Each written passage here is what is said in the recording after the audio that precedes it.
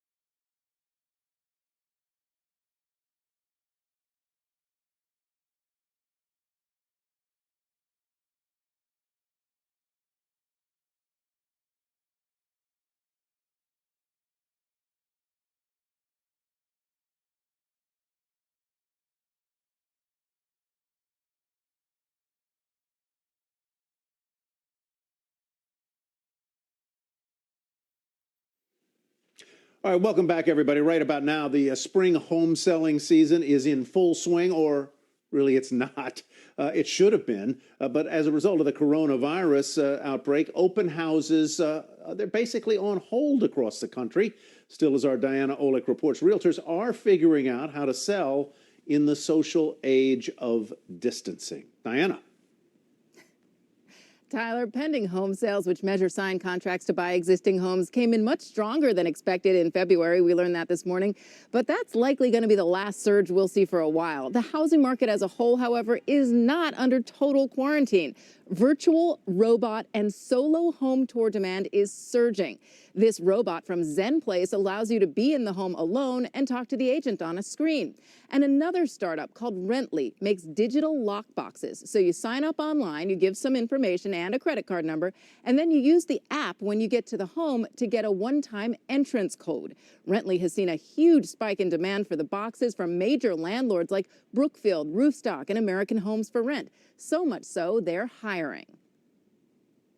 Our shipping center, as an essential service, has stayed open, and we have added more shipping and receiving hires to facilitate the outbound shipments.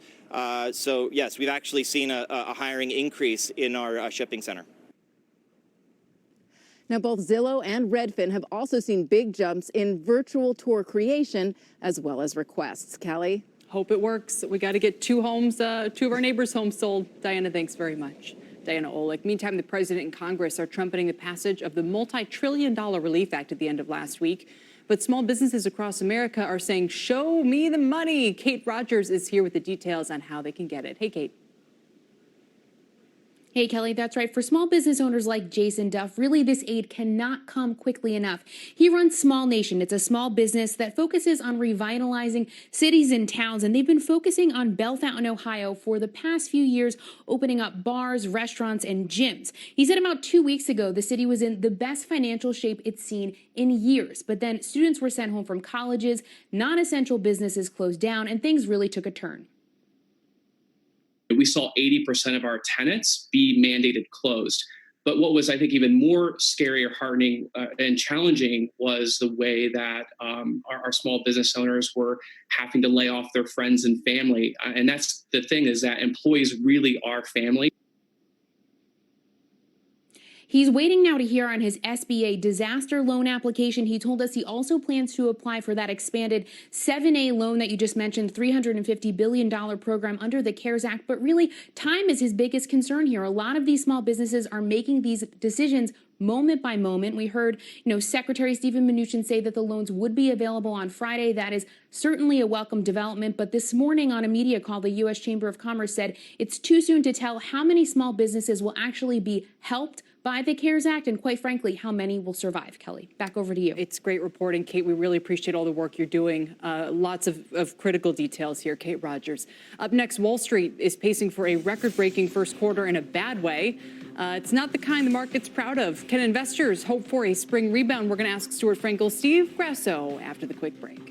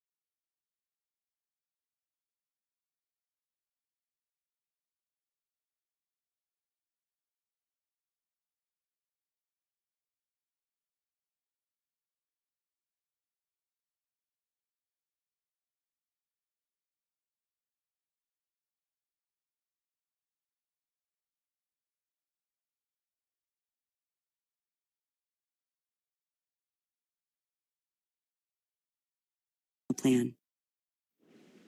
Welcome back. The president announcing that the country will keep the shut-in and social distancing protocols in place till the end of April now. Earlier today on Squawk Box, former FDA Commissioner Scott Gottlieb outlined his roadmap for the coronavirus spread. I think by the end of April, we're going to be peaking in the number of infections in this country, and probably into mid-May, we'll be able to start contemplating lifting some of these population-based mitigation tactics if you're following what we outlined in the plan that we released this weekend. Well, how would markets react to that? And how would the economy digest another month of business being shut down? Let's get the traders' take on where we go from here. Steve Grasso is Director of Institutional Sales with Stuart Frankel and a CNBC Fast Money trader. I don't think I've seen your home shot yet, Steve, but it is good to see you. How you doing, Kelly? How are you? What happens for the next month here? Is all this priced in to the market? If we're talking about it, it must be to some extent, right? Well, if Scott is right, Scott Gottlieb is right, then the markets are a forward-looking price mechanism. So if we're looking at April, May, then the markets have absorbed it all. If we go further than that, there's a lot more room to the downside, and that's what the market is trying to do right now. What's the most important thing to watch from here? I mean, everybody agrees, right? It's the coronavirus case count. It's the progress on viruses and treatments, right? I mean, or would you say, hey, look to the markets, there's some kind of, levels or a breakout, if it's small caps, something like that you think will be telling? All right, so let's just rehash. So the market today just recouped what it lost in the last 30 minutes on Friday. So you have to look at the levels. 2650 is resistance in the S&P cash. We're a little bit below that now. Now let's watch the rebalancing for tomorrow. So Goldman Sachs projects it as basically 150 billion to buy, but they also say that 40% of it has already been done. So if you do the math, the quick math is around 90 to 100 billion still needs to be allocated to stocks. You have to watch the cases. So if you look at Italy, you want to look at, this is the joys of working from home. I have something just jumped on my desk. If you look at Italy, that was a cat. It's a British blue. So she doesn't like when I yell. So if you look at Italy, this is the second straight day of less deaths. And if you look at Spain, this is basically the first time where you see those deaths decrease. So if you look at it all on a whole, energy is still a weight on the economy. You have to stick with stocks that work, stick with your Apple, stick with your Microsoft, stick with your blue chip companies. If you want to go to the deep end of the pool, then get involved in chemicals. I'd stay away from energy for the long haul, though. Why chemicals?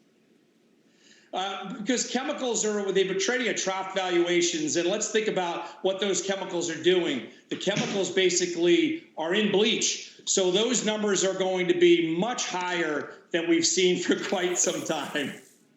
Yeah, that's for sure. And we've seen that Clorox number. Yeah, we want to see Steve. We want to see the cat. I got to be honest. Hang on one sec. Let's. You say a British blue? Yeah, it's a British blue. There he is. And can we get a name? This is Bella. She has her brother as well, Bailey and Bella. Oh, Steve, you're a good sport. Thank you, sir. We appreciate it. Steve Grasso. That was fun. Ty, we need these moments of levity, don't we?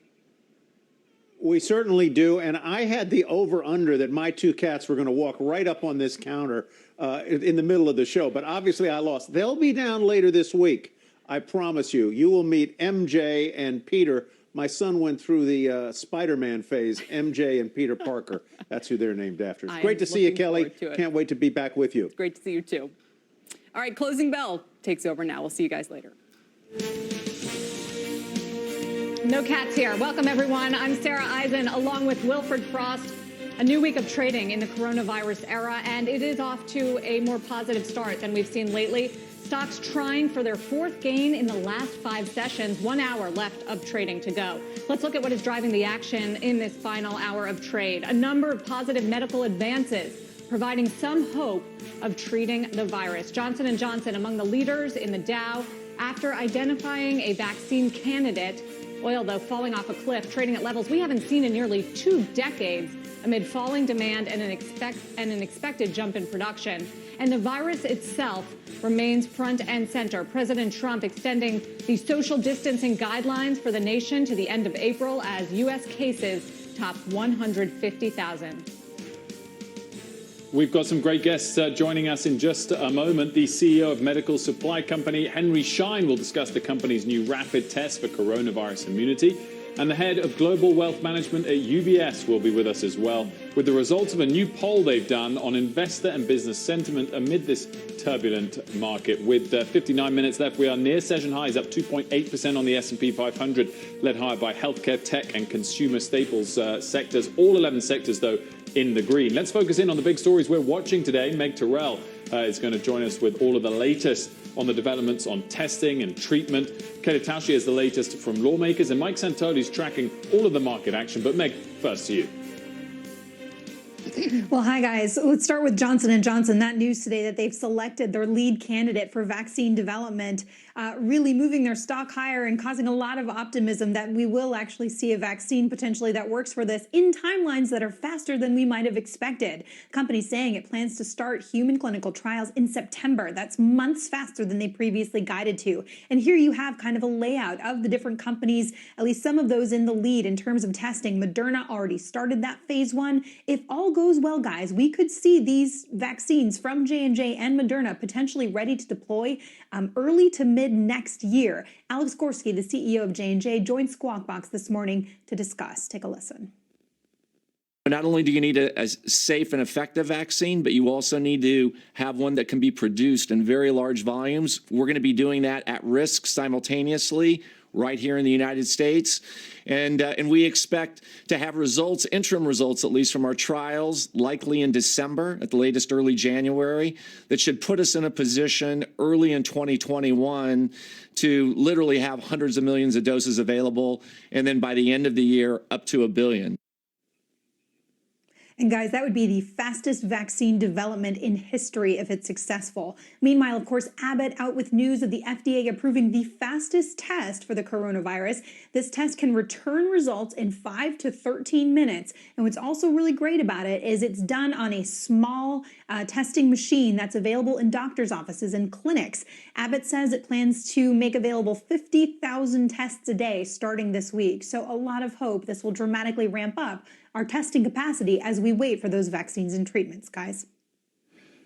Meg, how much of a surprise did it come to you that J&J was able to make this positive initial announcement over the weekend? And how credible is it, given that it's coming from a company of their size, at the same time as during that interview, Mr. Gorsky saying it's a bit of a moonshot, which I guess got picked up as a quotation on Twitter quite a lot today? It surprised me a lot seeing the timelines being expedited that much. Not that it was Johnson & Johnson. They have an incredible amount of credibility in this space, having developed an Ebola vaccine. So the fact that they are saying they can do this so fast is just incredibly, it gives you a lot of optimism that we may actually see a vaccine in those kinds of timelines. However, as they point out, it's a moonshot. Everybody is working around the clock, they say, on this project. They do still need to go through the testing and make sure that it works. And guys, they're also saying they're doing this on a nonprofit basis. They're partnered with the U.S. government, with BARDA, who's contributing funding. But it's amazing, you know, the stock's going up. J&J is not saying they're going to be making money on this down the line. Meg, you know, it's sort of hard to keep track of all of the developments happening behind the scenes in the medical world. There's the vaccines, which you've been talking about, the testing, and then the treatments, the antivirals. I'm just wondering if you have an update for us, and if they are being more widely used in this country for compassionate use cases, why we are seeing still so many people dying and in such critical condition in this country. It's a really important question. So we do know that drugs are already being deployed on a compassionate use basis in clinical trials. And hydroxychloroquine and chloroquine, those anti-malarial drugs, Novartis has donated some and Bayer has donated some to the government. Those are being used now in clinical trials and outside of them as well. But we need the data to see if they really work. At the same time, Regeneron has a drug that is being used in clinical trials for the most severe patients. We should hear about that in April. And Gilead's remdesivir, we should hear about the initial data in April as well. As for why we're not seeing this make an impact on a broader basis, it probably has to do with the fact that maybe these aren't being deployed so widely, and we don't know yet which ones are going to work. Meg Terrell, thank you. And we look forward to the outgoing and incoming CEOs of Abbott Labs, both on with Jim Cramer tonight at 6 p.m. Eastern on Mad Money. 5-minute testing.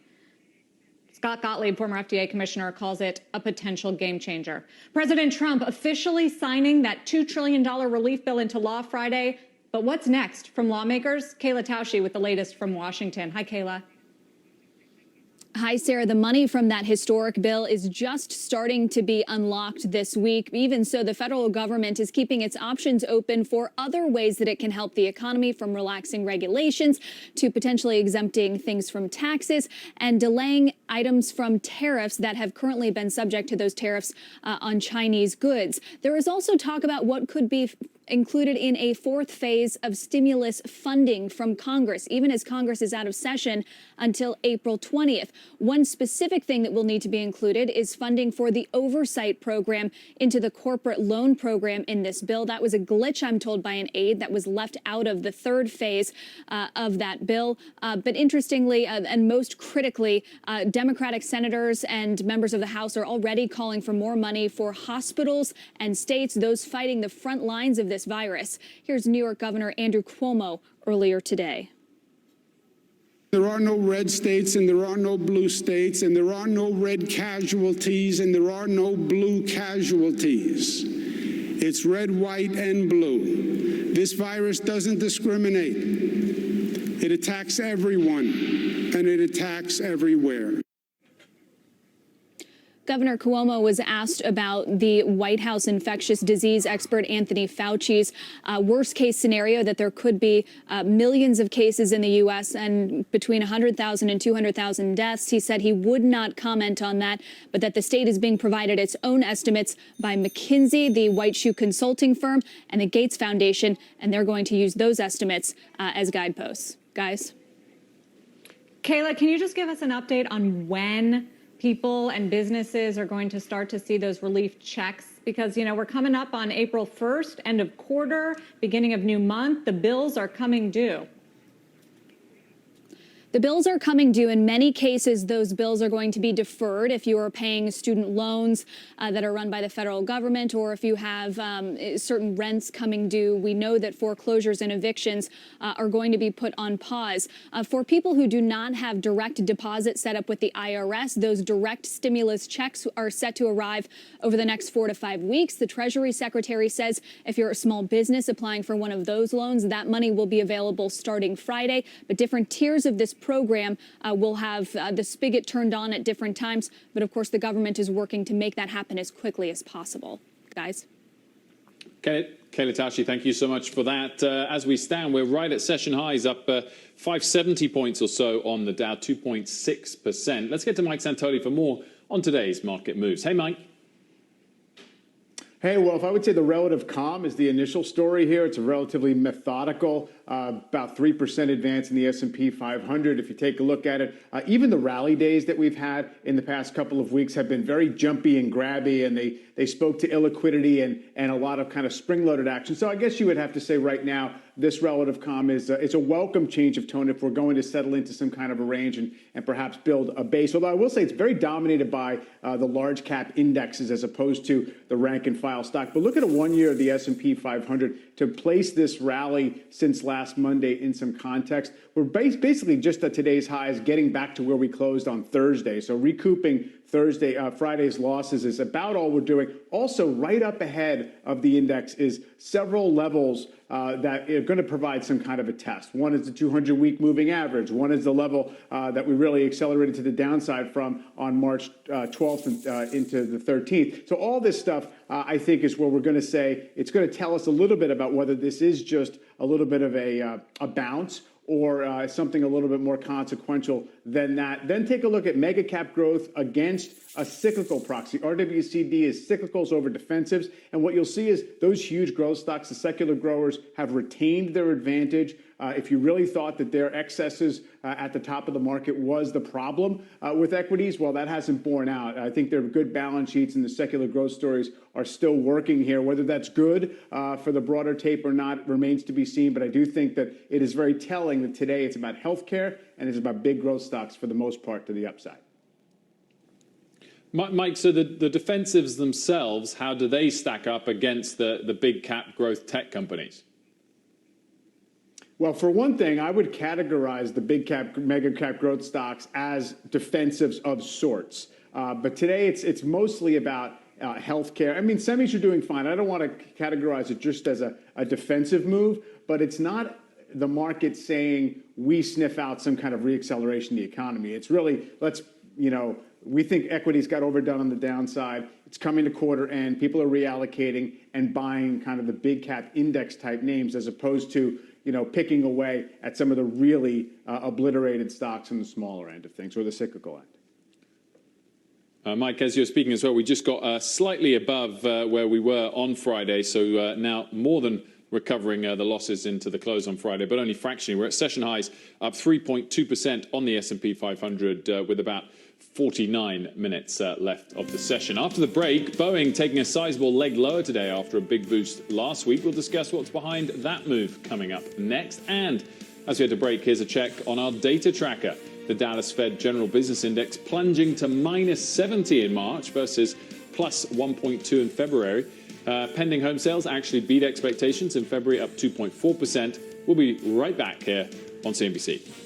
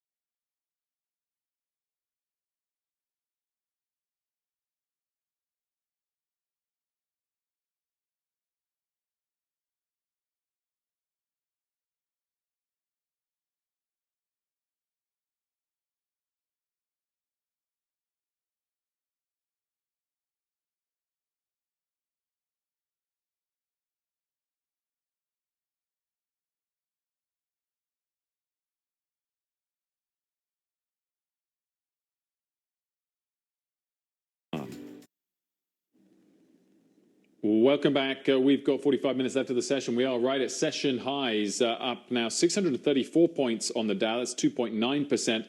S&P 500 leads the Dow up 3.2, and NASDAQ leads them all. It's up 3.4%. All 11 sectors in the S&P higher. Healthcare tops the list. Let's check in on some individual market movers. Shares of Carnival falling today. The cruise line announcing it will extend its pause on voyages to May 16 from its current date of April 11. Due to the coronavirus outbreak. The stock is lower by more than 12%, with other cruise stocks also down for the day. Royal Caribbean at the bottom, down 16%. Eldorado Resorts also moving lower today, according to the New York Post. Regulators have delayed their review of the company's deal with Caesars Entertainment due to the coronavirus. If regulators end up squashing the deal, Eldorado will have to pay a $837 million breakup fee. That stock now down around about 22% so far today. The airlines are also lower today, Wilfred. Boeing and the airlines all taking a leg down after vastly outperforming over the last week on stimulus hopes. Our Phil LeBeau is tracking that sector in Chicago with some new strategies that the airlines may take, Phil. Yeah, we'll talk about that in a bit, Sarah. When you take a look at Boeing, look, these shares are pulling off a little bit after a huge rally last week. What, they were up like 80, 90 points at one point, so it's not a surprise they're pulling back a little bit. And remember, a number of investors are saying, we want to see what the details are of the aid package. How much of that does Boeing access? What are the terms? Does Boeing say, yeah, we agree to those terms? Or does the government say we want a stake in Boeing? And Boeing says, yeah, not really crazy about that. We should find out more about that over the next 7 to 10 days here. In terms of what's happening with the airplanes and the airlines around the world, it really is about the airplanes and the fact that so many of them are parked. Listen to this. 40% of the world's commercial airplanes right now are parked. They are not being used. And here's the reason why. Look at the passenger drop here in the United States over the last 2 weeks. Stunning. They are seeing, 180,000 people who were cleared by the TSA yesterday? That's compared to 1.25 million less than 2 weeks ago. And year over year, it's a 93% drop. So if you took yesterday and you compared it with the same day last year, look at this. No comparison at all. 2.5 million people were flying on the same day last year as we're flying yesterday. And that's why when you take a look at shares of American, Delta, really the big four airlines here in the U.S., they're all still trying to find some footing here.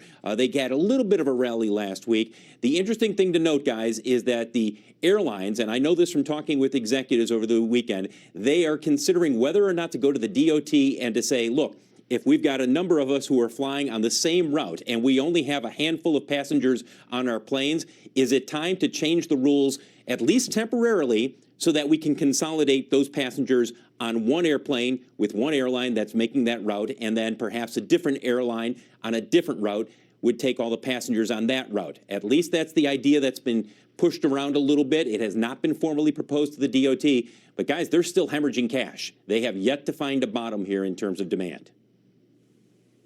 It's sort of an interesting idea, I guess. So if I book a Delta flight, if United is running a same flight at the same time, Correct. I guess they would consolidate and I could fly United. But how would that work with the Well, they would have to work out the schedules. They would have to work out the schedules. They would have to work out who shares the cost and how those costs would be shared. You've also got a number of clauses within the different pilot contracts, which allows them to say, well, wait a second, we're not supposed to be flying other people's passengers, in that kind of an environment. All of that would have to be worked out. And remember, after 9/11, there was some discussion about doing this. And at that time, the federal government said, nope, you guys continue flying your own routes. We had Gordon Bethune on earlier today, and he said they didn't do it back after 9/11. What are the odds that they might do it this time around? Phil, I wonder what your take is on whether, once we get through the other side of this, there could be any winners. And with that in mind, when you compare what other countries are doing in terms of the level of bailouts they're offering versus what the US is doing, whether there could be a reduction in capacity on international travel that could long-term come out to help some of the bigger players like United and Delta and American, who have quite a lot of exposure to that transatlantic and Asian travel routes. That's the theory that's out there, Wilf, that eventually, even as bad as things are for the U.S. carriers, they are by far in the best shape financially of any of the airlines around the world. And the North American market is the most profitable, or was the most profitable prior to this coronavirus impact. So they are in the best position to potentially, when the market expands, let's say 8 months, a year and a half down the road, and you start to see more normalized levels of international travel, they may be in the best position to capitalize on that.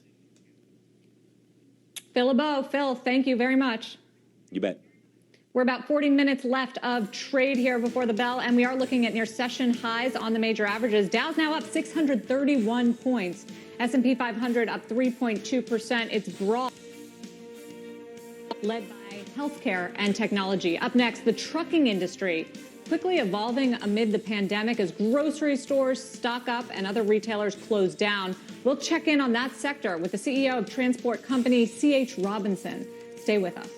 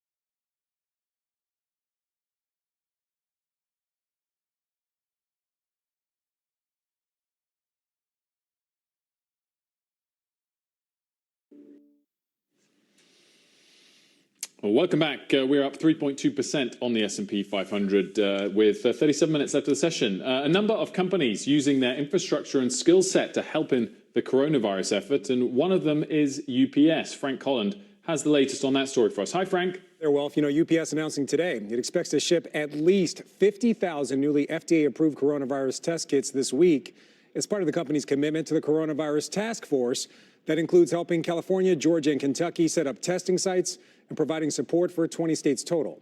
UPS and a number of companies have also partnered, including Henry Schein, to get personal protection equipment to medical professionals, Dow DuPont to distribute testing supplies, and AmerisourceBergen to maintain the delivery of medicines for other critical needs like chemotherapy.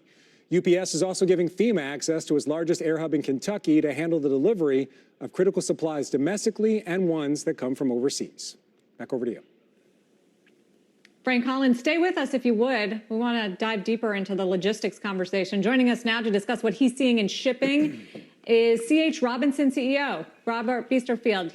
C.H. Robinson is a third-party logistics provider, nearly $20 billion in freight under management. Robert, thanks for joining us.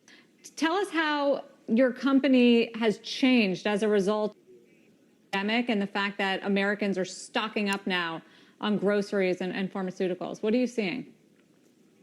Yeah, well, good afternoon. Thank you so much for having me here today. You know, given the global nature of our company and the fact that we operate on multiple continents around the world, we've really been into helping our customers of all sizes manage through supply chain continuity planning since the onset of this at the beginning of the year. And so, you know, we tend to look at the progress that we've seen of this global pandemic across Asia, Europe, and now into North America. And we've seen a different story unfold really in each case. When we think about Asia, and, you know, the start where this happened during the Lunar New Year, we saw delays in manufacturing there, which certainly displaced the ocean freight industry. You know, we saw actually more canceled sailings in the ocean freight industry due to this pandemic than we did with all of the tariffs actually leading up to it, to put it in perspective. You know, within Europe, we saw a peak in demand of essential goods a couple of weeks ago, and now things as more and more Europeans are sheltering in place, we've started to see, you know, things really stabilize and decelerate in Europe. In North America, and particularly in the U.S., we see that supply chain changing really hour to hour and day to day. There's a chart that I think we have that, really depicts on kind of the changes in the U.S. marketplace that we've seen over the course of the last few weeks. There's a chart that indicates the kind of the steady state of what we would expect this time of year in terms of the balance of supply and demand and pricing kind of towards the end of February. And what we saw the week of March 15th was really an uptick in demand in the trucking industry in the U.S. And talking to many of the largest retailers in the world, I heard them describe this as holiday-like sales, although across many different categories. We saw pricing increase, and we also saw, across the nation, increase in trucking demand into areas that, seem to be hardest hit by the virus. As time has progressed here, we've seen things decelerate a little bit, but certainly seeing continued increases in demand in some industries like food and beverage and grocery, but then offset, of course, in other industries like food service and automotive and oil and gas, et cetera. Bob, logistics, I guess, is as important an industry as there is right now, right up there near the top of the list. How are your frontline employees holding up, and what are you doing to support them? Yeah, at the center of all of this really is an effective supply chain, and I couldn't be more proud of our frontline employees. Today, C.H. Robinson has over 15,000 employees across the globe. At the beginning of January, we put in place our continuity plans and started at that point to deploy people from working remotely. Today, about 90% of our staff today is working remotely across the U.S. and Europe, as well as the rest of North America and South America, whilst our employees in China are starting to find their way back into the office and into our facilities. We've been active in terms of supporting our employees, ensuring that they get paid during the course of this crisis, whether they're able to work or not, and also taking extra precautions to ensure that our people are safe and healthy to the best of our ability. Hey, Bob, this is Frank Holland at CNBC headquarters. Trucking is definitely a leading indicator. Can you give us a sense of the demand that you're seeing for things like refrigerated trucking with your Robinson Fresh business, and also demand for dry goods that come in like sanitizer and toilet paper? What are you hearing from your customers? Yeah, it's across the industries. If I look at retail as an example, food retail, we saw increases in demand of 30 to 40% over the course of the last couple of weeks. And the same can be said with things like food and beverage, the things that go onto the shelves at those retailers. Likewise, large increases to 15 to 20% in things like, healthcare goods and anything that's involved with technology and working from home. So on the fresh side, on the temperature-controlled side, it's another great call-out in the fact that we have seen dramatic increases for fresh fruits and vegetables where they're available, as well as displacements in supply chains where you've got, food retail, which accounts for about half of the food dollar, increasing rapidly. You've got the other half of the food dollar and the food service really, shutting down. So we've worked hard to bring those two industries closer together so that food service resources can help to support the distribution of retail grocery to where people need it the most. Bob, is lower oil prices and also, I guess, lower traffic in general, whether it's in the roads or in the air or on the sea, is that helping offset any falls in demands you're seeing? Well, there's no question that lower oil prices are helping fuel costs. But, right now with more of the country and more of the world, frankly, going into these shelter-in-place environments, what you see is trucking markets start to get displaced. And so the natural rhythm of taking freight inbound to a marketplace and then outbound from a marketplace, the outbound just isn't there as small businesses and manufacturers are shutting down. So while the operating costs may be positively impacted by oil prices, trucking is really an industry built out of small businesses. We've got over 250,000 trucking companies in the U.S. alone, with the average fleet size of 5 or 6 trucks. And so the networks are becoming more inefficient, which is where Robinson tries to step in both with our technology to optimize the yield of these carriers, as well as taking additional steps to our carriers to offer them access to cheaper diesel fuel through our Carrier Advantage program. Any of our contract carriers can reduce their fuel costs by an additional 30 cents a mile, which is really helping to offset some of the inefficiencies in the network. Bob, thanks so much for joining us. We appreciate it. Thank you. Thanks to Frank Holland back at CNBC HQ as well. We have got just under 30 minutes left of the session. We're off the session highs, which was 660 points on the Dow. We're now up only 512, but still a healthy performance, 2.8% for the S&P 500. Here are the key things driving the action A number of positive medical advances providing some hope of treating the virus. Johnson & Johnson leading the Dow after identifying a vaccine candidate. Crude oil falling off a cliff, trading at levels not seen in nearly 2 decades amid falling demand and an unexpected jump in production. And the virus itself remains front and center, of course. President Trump extending social distancing guidelines to the end of April as US cases approach 150,000.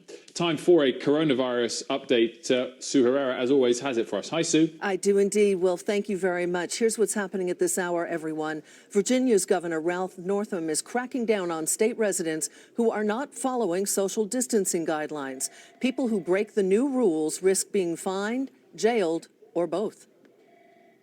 Everyone who is gathering in a crowd at any place around the state is putting themselves and others at risk. So today, I'm announcing a stay-at-home order for all Virginians. Out in California, some closed retail stores in Beverly Hills, apparently concerned about break-ins, are boarding up their windows, and that includes luxury brands along the world-famous Rodeo Drive. And the Maryland National Guard has set up shop at the home of Washington's NFL team, building a coronavirus screening facility in the parking lot of FedEx Field. It is meant only for people with an appointment or those who are showing symptoms. As always, you can get more on the coronavirus coverage at CNBC by going to cnbc.com. Wilf? And as always, Sue, thank you very much. We'll see you again next hour. Still ahead, the CEO of medical device maker Henry Schein will join us to discuss his company's new coronavirus antibody test, which can deliver results within 15 minutes. As we head to break, here's a check-in on bonds. Treasury yields moving lower to start off the week. 10-year yield tipping below 0.7%, currently just above that level. Our special coverage here on CNBC resumes after this short break.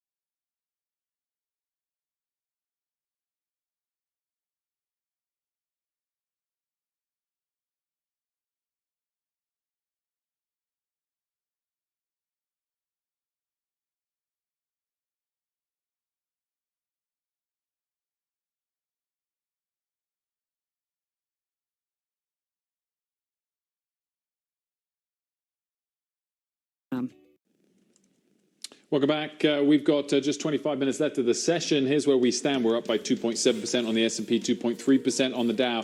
NASDAQ leads the charge up 3%. The Russell Small Caps does lag. It's up only 1%, but nonetheless a good positive start to the week. One sector's just dipped into negative territory, energy. Of course, oil prices slipping significantly. The other 10 sectors all higher. Up next, Wharton professor Jeremy Siegel will join us with the 4 steps he says are necessary for a broad economic and market recovery to last. You don't want to miss it. We're back in a couple minutes.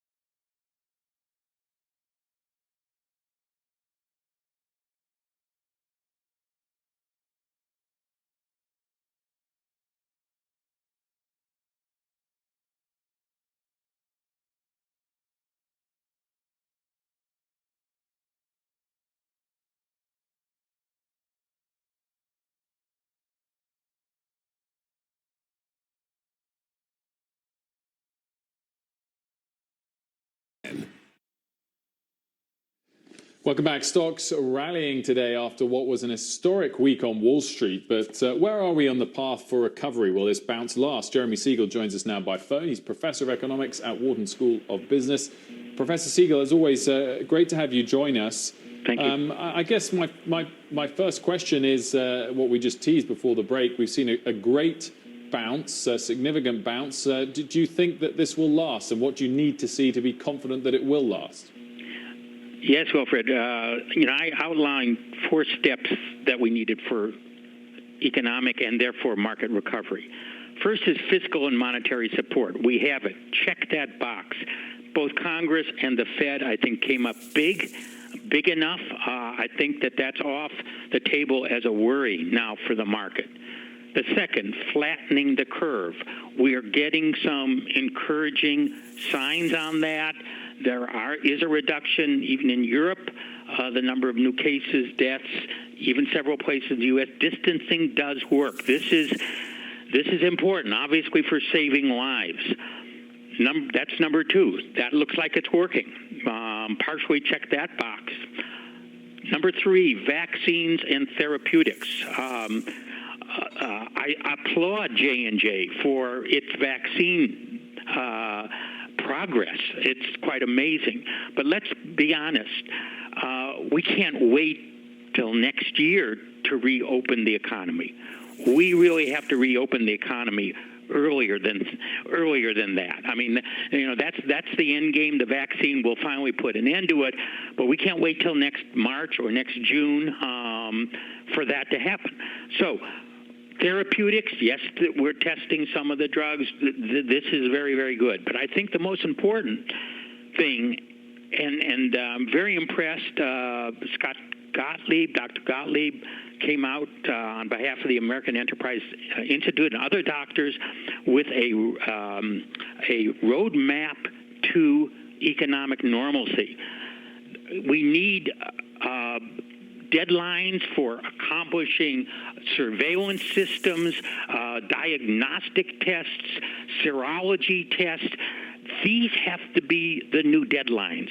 This is we have to put in dates by which we can get what we need to reopen. The equity market, I think, is giving 2 to 3 months of a closed shutdown. If it goes longer than that, that's not going to be good. So the road to map to reopening the economy now becomes priority number one. Is it possible, Professor Siegel, to make a valuation call on this market at this point with so many unknowns about when the economy is going to reopen and virtually no company giving guidance? I think, again, I think if we develop a roadmap that says when these criterion are met in terms of decrease in the numbers in certain areas, we can selectively reopen them, keeping high-risk people away. The CDC may, by the way, change its recommendation that everyone should wear masks, not necessarily the N95 masks, but others. That's what they're doing in Asia. Does cut down that. If we can make that sort of plan, I think the bottom was put in last week. I think this sort of drip, when Trump delayed by 2 weeks, it reminded me of sitting in the departure lounge on an airline where I get an announcement, we have a minor mechanical delay, don't worry, it'll only be 15 minutes. I put my head in my hands, I said, uh-oh, and then it becomes 30, and then 45. Many of these flights don't even get off the ground eventually. I think, it's good to be aspirational and hope for the best. But if we have hard criteria on what we need to accomplish, and I think we can get there, but it means that all of our production and our guidelines and skills should now be pushed towards what we need to reopen. And then I think we hit the bottom, and I think we can rise from here. Without that, the drip, I think, is going to weigh on investor psychology. Professor Siegel, you applauded the size and scale and speed of the Fed and the government's actions to help put a bottom in markets and the economy. If we do get through this and onto the other side, are there certain types of stocks or sectors that you think will disproportionately benefit from the stimulus that we have seen injected, and therefore, once we know that there is a floor, will bounce and rally much more than the rest of the market? Well, clearly the market has made a lot of those judgments. I mean, obviously, technology has held out pretty well. Healthcare, we're throwing billions of dollars on it as we should. We need vaccine preparedness into the future. That's going to be big, obviously. I mean, a lot of that is already discounted in crisis. The big question of what's going to happen to retail, some people say this is just accelerated 3 or 4 years, the decline in retail. Now, a lot of that has been put in prices. Some are going to survive and others are not. This is sort of speeding up with the economy. It's fast forwarding where we are going in terms of technology, in terms of retail and commercial real estate. Do we need to go to office buildings, to commuting, to the use of cars? There's so much that this speeds up in terms of the future. And by the way, I think in the future we're going to be a much healthier society than we ever will be as a result of this. It's too bad we weren't prepared, but I think the upside is that there will be changes that are going to make us a better society. Professor Siegel, as always, thanks for joining us. Thank you very much. All right, about 15 minutes left to trade. This is the last commercial we are going to take before the close. Up next, uninterrupted coverage of the final minutes of trade when we take you inside the market.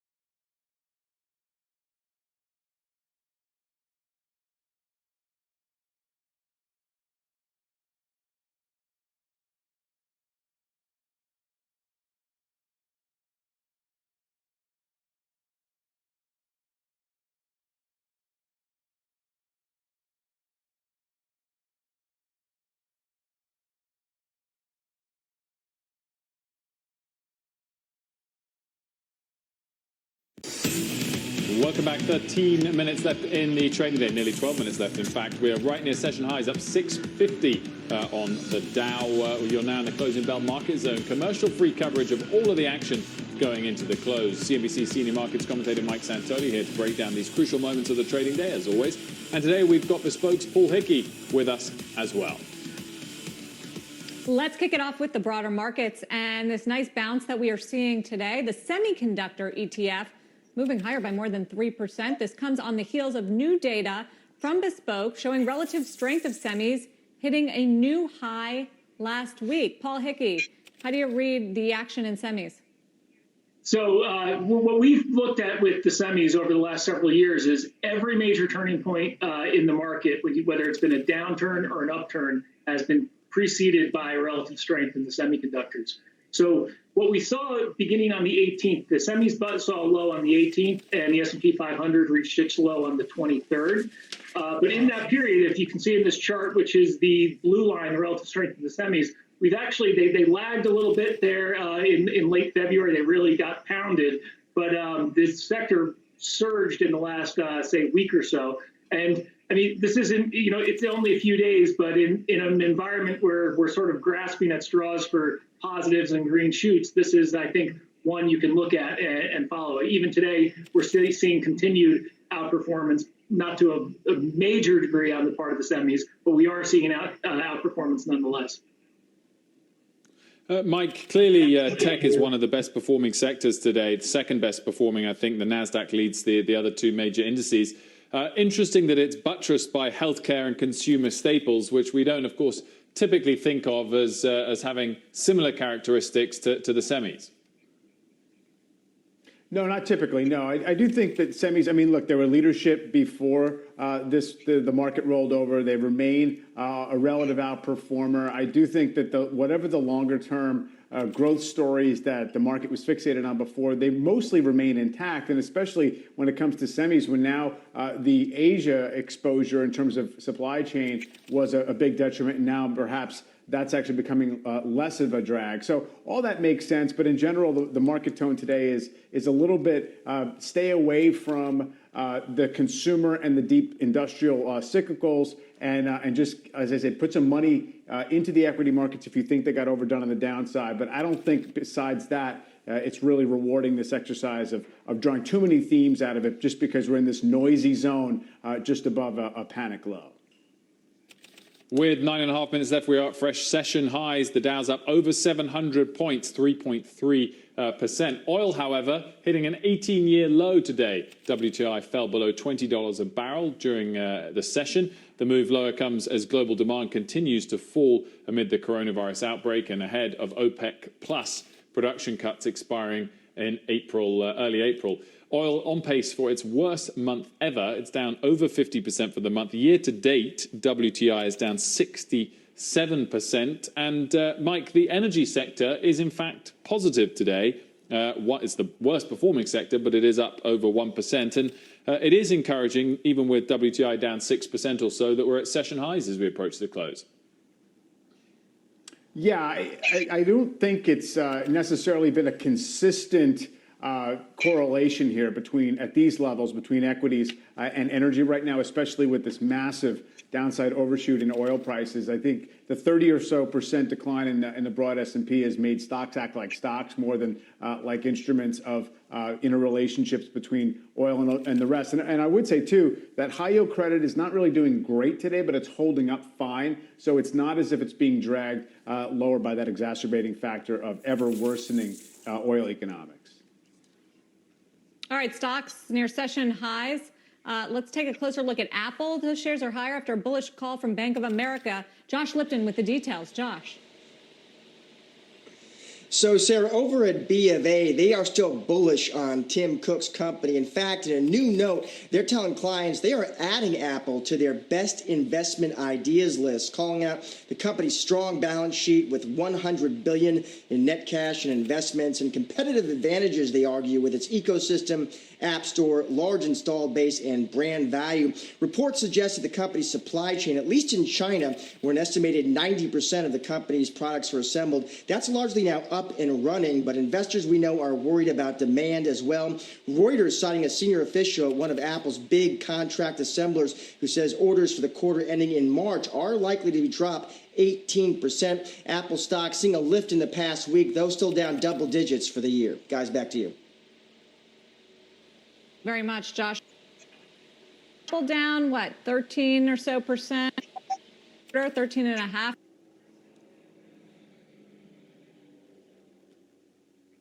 We may well have lost outbreak, Sarah's connection. Oh, we'll get back to Sarah's question in a moment. Josh, thanks so much for that update. Mike Santoli, quick question on Apple. I mean, how important are the buybacks to the stock price outperformance in recent years? And are they going to have to significantly reduce buybacks to the same extent we've seen in other sectors? It's not likely that Apple would have to reduce buybacks to the extent that others have. They obviously have certainly access to further debt if they want a massive cash balance. I do think everything has been contributing to the upside Apple story, though. It's not just about buybacks. It has been the balance sheet. It has been the iPhone cycle being smoothed out and all the rest of it. So, I think that there's a stiff challenge at getting it back to the valuations it had well above $300 a share, though, because it was stretched on a multi-year basis. Meantime, Tim Cook, if you're watching, fix Sarah's iPad for us.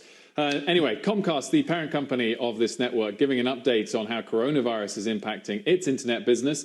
Julia Borstin has the details. Maybe you can fix Sarah's connection as well. Well, Wilf, I can't help with that, but Comcast does say that its network for its nearly 30 million high-speed internet customers is performing well amid a surge in traffic. Peak traffic, it says, is up by more than 30%, and it's up over 60% in some areas, but it's still within Comcast network capacity, and the peak is interestingly moving earlier in the evening from the typical peak of 9 p.m. Now, driving this overall increase is video conferencing. It's up 212%. Game downloads are up 50%, and streaming and web video consumption are up 38%. And Comcast says it's seeing traffic plateau in the cities which were earlier exposed to coronavirus, which is giving them a sense of what to expect in the rest of the nation. Guys, back over to you. Julia, great stuff. Thanks so much for that. We're up 3.5% on the S&P. Again, very close to those session highs, over 700 points higher on the Dow. Just under 5 minutes left of the session. Pharma stocks getting a boost on new hopes for coronavirus treatments. Meg Terrell's got the latest for us. Hey, Meg.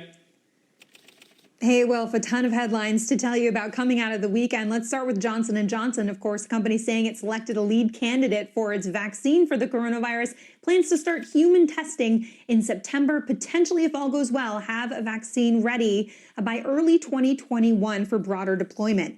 Abbott also moving today on the FDA approval of its test that can return results in as little as 5 to 13 minutes. A big potential game changer there. They're supplying 50,000 tests a day starting this week. And we'll just quickly run through some drug headlines on Bayer, Novartis, Regeneron, and Sanofi. Novartis and Bayer donating doses of hydroxychloroquine and chloroquine to the U.S. government. Those are the anti-malarial drugs used for coronavirus treatment. Meanwhile, Regeneron and Sanofi announcing they've expanded the clinical trials of their rheumatoid arthritis drug Kevzara to Europe, and we are expecting data from the U.S. trials sometime in April. Guys, back over to you.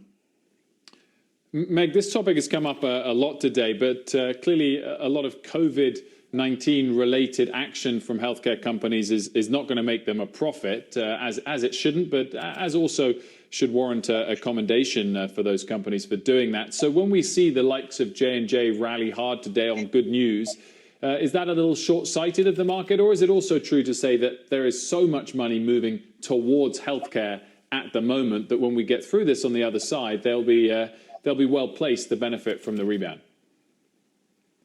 It's a great question, Wilf. So J&J has said it's planning to do this on a nonprofit basis, and it's partnered with BARDA, which is part of the government, and that's supplying some of the funding for this program. But you're seeing the stock move, billions of dollars in value being added to that company. And you just have to think that is a reflection of the goodwill that will be poured on Johnson & Johnson or any developer of a successful vaccine here. So even if they don't make money on this program, if it really is successful and can prevent this horrible disease, that's going to help the economy. It'll help them. You can imagine, I mean, it makes a lot of sense the stock would be up. Of course it does, Meg Terrell. Thanks so much for that. Up about 4.5%. The Dow's up 3.3% as we stand. And Paul Hickey, clearly near market highs, intraday highs as we approach the close. Is it encouraging to see this bounce continue at the start of a new week? Yeah, I think so. I mean, one of the things we've been talking about for several weeks, and the last time I was on, was we all know that the headlines were going to get worse at some point, and they're going to continue to get worse. The key was, when will the market be able to look through these negative headlines and see perhaps to the other side? So we're starting to see some signs from some of the models that the experts are watching that maybe the apex won't be as high as it's forecast to be, or the peak in cases may be a few days or earlier than originally expected. So if we can start to see those positive signals and on a day-over-day basis continue, I think that'll be a very positive sign for the market. This is just one day at this point. As Mike was saying earlier, we're still grasping at different data points now. I mean, the economy's on ice. The stock market is, looking for signs of when the economy will come back. And unfortunately, no one knows the answer to that. And we have to focus more now on these health statistics than we can on the actual economy, because there's no economy to watch right now.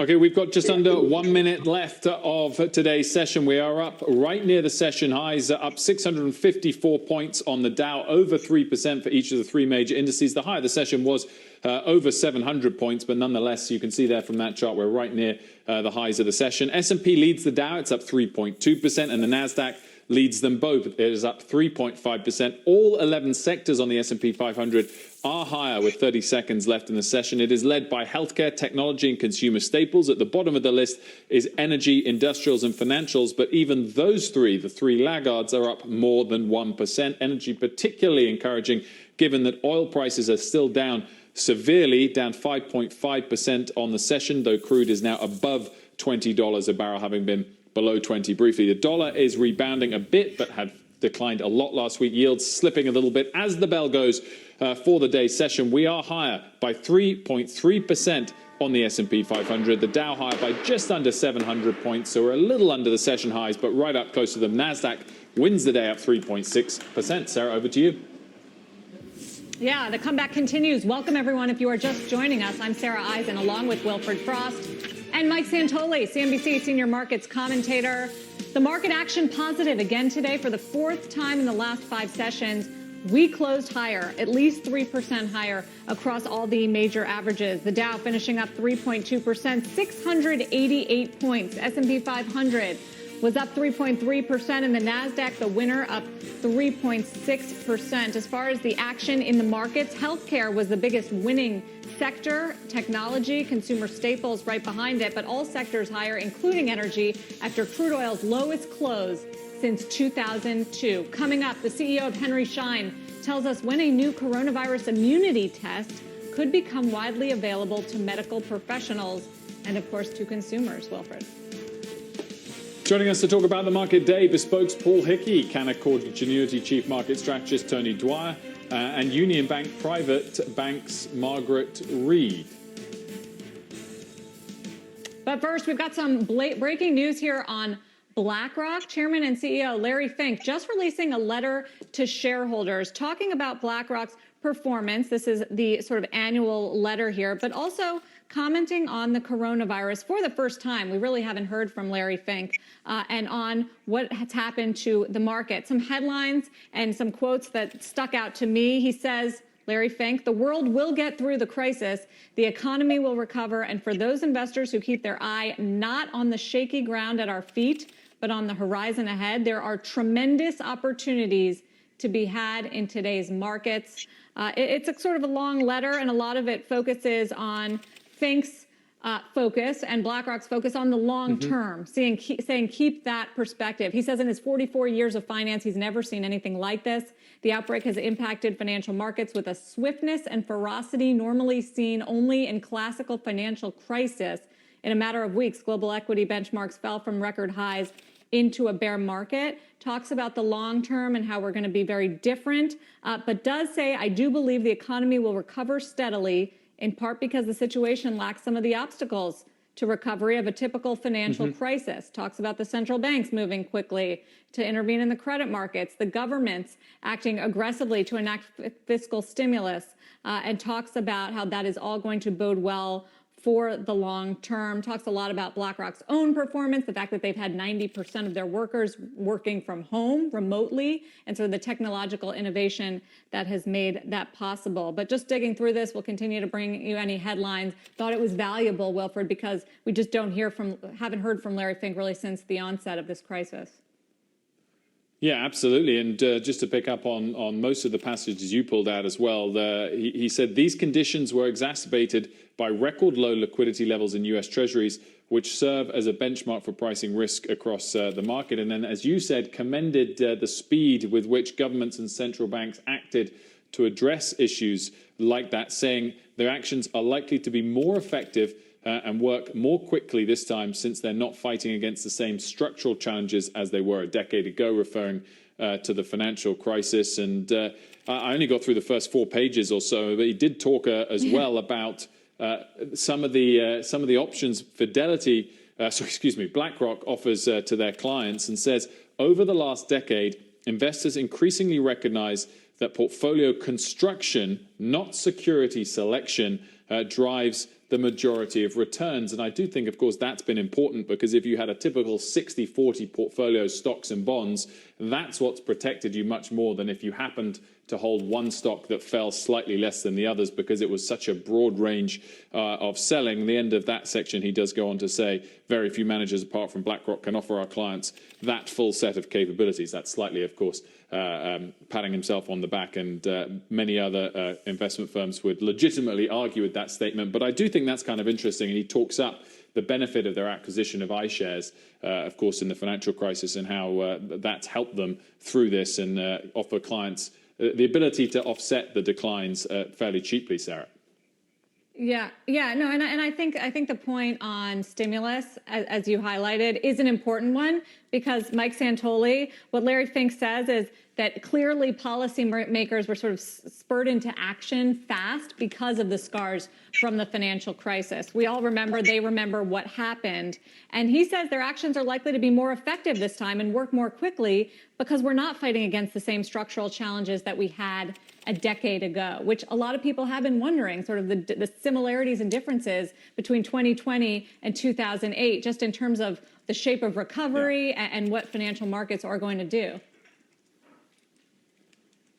Right. I mean, the suddenness and the depth of the shock to the markets and the revaluation of the markets was so fast. And then the response to it was also of alarming speed. And it was informed by the 2008 experience. I think that leaves us with a little bit of a puzzle to figure out just what now applies in terms of the cadence, the rhythm, the kind of life cycle of this crash and recovery versus what happened in 2008. Because I think a lot of folks like me pointing out that we had these very strong rallies from an initial low in 2008 in the stock market, and then kind of fell away from there as the economy worsened and it just wore on. I think what we don't know in this instance, yes, we know the policy response. We don't know the duration, therefore we don't know the wear and tear on real business, on corporate balance sheets, and all the rest of it. So it's interesting to be informed by 2008. It still doesn't tell you what lessons are going to apply most directly here. Tony Dwyer, Larry Fink clearly writing for long-term investors and addressing issues like long-term portfolio construction. But if we pivot the conversation a little bit now into what's been happening in the short term, clearly it's been a strong bounce, extended today, another 3% of gains. Do you think that that's the start of something more prolonged and that we've found the bottom, or could we retest the lows? Well, Wolf, it's a great question. And the vast majority of the time, when you've had a crash, we've looked at two different scenarios, a market crash like a 1987 or a 2011. And the pushback there is going to be, well, there were no major economic shutdowns with that. So we went deeper and looked at the S&P 500 and looked at the weekly relative strength index. And whenever it's gotten as low as it got a week ago this last Friday, because it's a weekly indicator, in both those scenarios, whether you either use the crashes scenario or the extreme oversold scenarios, what you typically get are the three phases of a significant drop. You get the panic phase, which clearly we had at the beginning of last week. Then you get a relief rally. And literally, Wolf, the market has had the median relief rally when it has been this oversold. So it's kind of all part of the playbook that we've talked about on the show, where you get this long-term bottoming process where I totally agree with Larry Fink. This is going to be a generational kind of low. But it's also going through a human nature transition of panic to relief rally. And then you get the economic and corporate kind of demoralization data that cause you to retest that low or come within 5% of it anyway. And it's that point that we plan on taking a much more offensive view as long as credit's okay. Margaret, what are you telling your clients and what are you doing with your money when it comes to the short-term and the long-term dynamic? Great question again there, Sarah. In our mind, going to Larry Fink, staying in a balanced, diversified portfolio is absolutely critical at this time. It's also critical to reduce risk where you can. This is a market dealing with a big economic shock driven by this health crisis. And there will be winners and losers in that backdrop. There will be some long-term pain in certain industries and sectors in the market. So it's critical to focus on the companies that can both endure this crisis, whether through their balance sheet, their cash on hand, but also their positioning as it relates to the consumer and how consumers and businesses, how their behavior might change from here. Paul Hickey, where do you stand on the importance of what the US dollar is doing? Clearly, last week there was a pretty strong correlation of when the dollar was softening back, we saw stocks rally. Today that broke down and we had a strong dollar and strong stocks. Do you think that can continue from here? Yeah, I think of one day, you don't want to read too much into it, but I think a strong dollar and falling interest rates or treasury yields are signs of, at these levels, are signs of apprehension on the part of investors and are probably a negative sign for the equity market. But going overall to what we were just talking about before, the whole active versus passive, I think on the passive side of ETFs, there's lots of pros about it, but you have to look at some of the negatives, I think, too. And it's this idea of frictionless investing where investors are no longer focused on individual companies. They're focused on their exposure to the market and not an individual stock. So if you just look at the last couple of years, 2008 saw the fastest 10% correction at the time from an all-time high in history. Then in late 2018, we had that 15% drop in the second half of December and a 15% rally within a couple of days. No retest, which was very uncommon. You hadn't seen that throughout market history. And now we've seen the biggest 30% and the fastest 30% drop in market history from an all-time high. And I think part of that is the fact where it's a lot easier for an investor to just hit the button and say, get me out of the market, rather than to go through and look at individual stocks and focus on an individual company. Because when you're focusing on individual companies, you may say, hey, this company is more likely to withstand, like a company like Apple is more likely to withstand whatever the short-term implications of this crisis are. Whereas some of these retailers, which have been under pressure and were already had the deck stacked against them, are only getting hit harder. So in frictionless environment, we're just selling everything and we're not focusing on the individual companies. Well, let's focus in on one group of individual companies, pharmaceuticals. Johnson & Johnson, Moderna, Pfizer, and Sanofi, just a few names in the race for a coronavirus vaccine, while others like Gilead and Regeneron are working on treatments. Michael Yee joins us now, a biotech analyst at Jefferies. Michael, thank you for joining us. What would be the strategy for investors when it comes to investing around some of these names in the news that are racing to find a treatment or a vaccine or a test? Yeah, thanks for having me. I mean, I think there's a two-point approach. One is, I think investors need to understand, while it's very exciting to have a treatment or an antiviral approach such as Gilead or hydroxychloroquine and some of the others we've talked about, as well as a vaccine approach to prevent the spread, I think investors need to recognize, while that's exciting for the market and for certainly humanity, none of these companies are going to significantly profit from that. It's all about multiple expansion looking good. So our primary advice for investors is to be focused on diversified companies such as a Gilead or Regeneron. We have buy ratings on those who've got great underlying businesses as well as certainly for the potential for a treatment to benefit people. But to that point, Michael, if you see good news come out on remdesivir, for example. Should Gilead be bouncing on those days or not? I mean, how do you think about that? And in terms of the preferences you have for the stocks in this space exposed to COVID? Right. That's right. So we're not saying that companies or stocks shouldn't move up on that, or that's not good news and there's value created. I think there rightfully is. Gilead and Regeneron, for example, again, recognize as stocks that have not had great performance over the last 12 or 18 months. Have obviously these large biotechs and large biopharmas have been obviously penalized and depressed, mostly on drug pricing. I mean, remember we used to talk about that 3, 6, 12 months ago, and they've been out of favor. And so really with the advancement or the good news of some of these coronavirus treatments or vaccines, I think there should be value creation from that, not necessarily financial or earnings related, but more from the standpoint that it reminds us about innovation, it reminds us about the pipeline, it reminds us that it's less likely to have drug pricing legislation. One person asked me, what's the probability that there could be legislation on drug pricing this year? Probably nil. I think you guys would probably agree with me on that. So all of that means that some of these stocks probably should rebound and that they're cheap. Yeah, I mean, they were a political punching bag for so long, Michael. Now, you know, we thank the Lord for our ingenious pharmaceutical companies. Just name some names for us. They can be dizzying to look at how many different sort of treatments and tests and clinical trials are out there. Who should we be watching? So we're most focused on, number one, on Gilead, which the CEO had an open letter penned about remdesivir last night, talked about how some of that data from global studies could be ready as the end of April.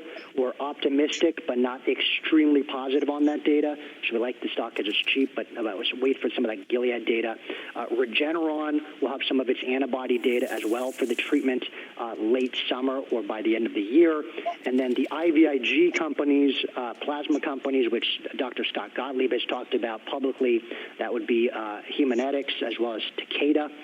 So we're focused on that. And on the vaccine approach, look, J&J, I know that's been getting a lot of news today. Obviously, fundamentally, a lot of other stuff going on at J&J. But yeah, looking for that data, immunogenicity data, antibody data there, and Moderna as well as some of the antibody data. So, you know, looking for some of that, but really focused on the Gilead, the Regeneron, and Takeda type companies.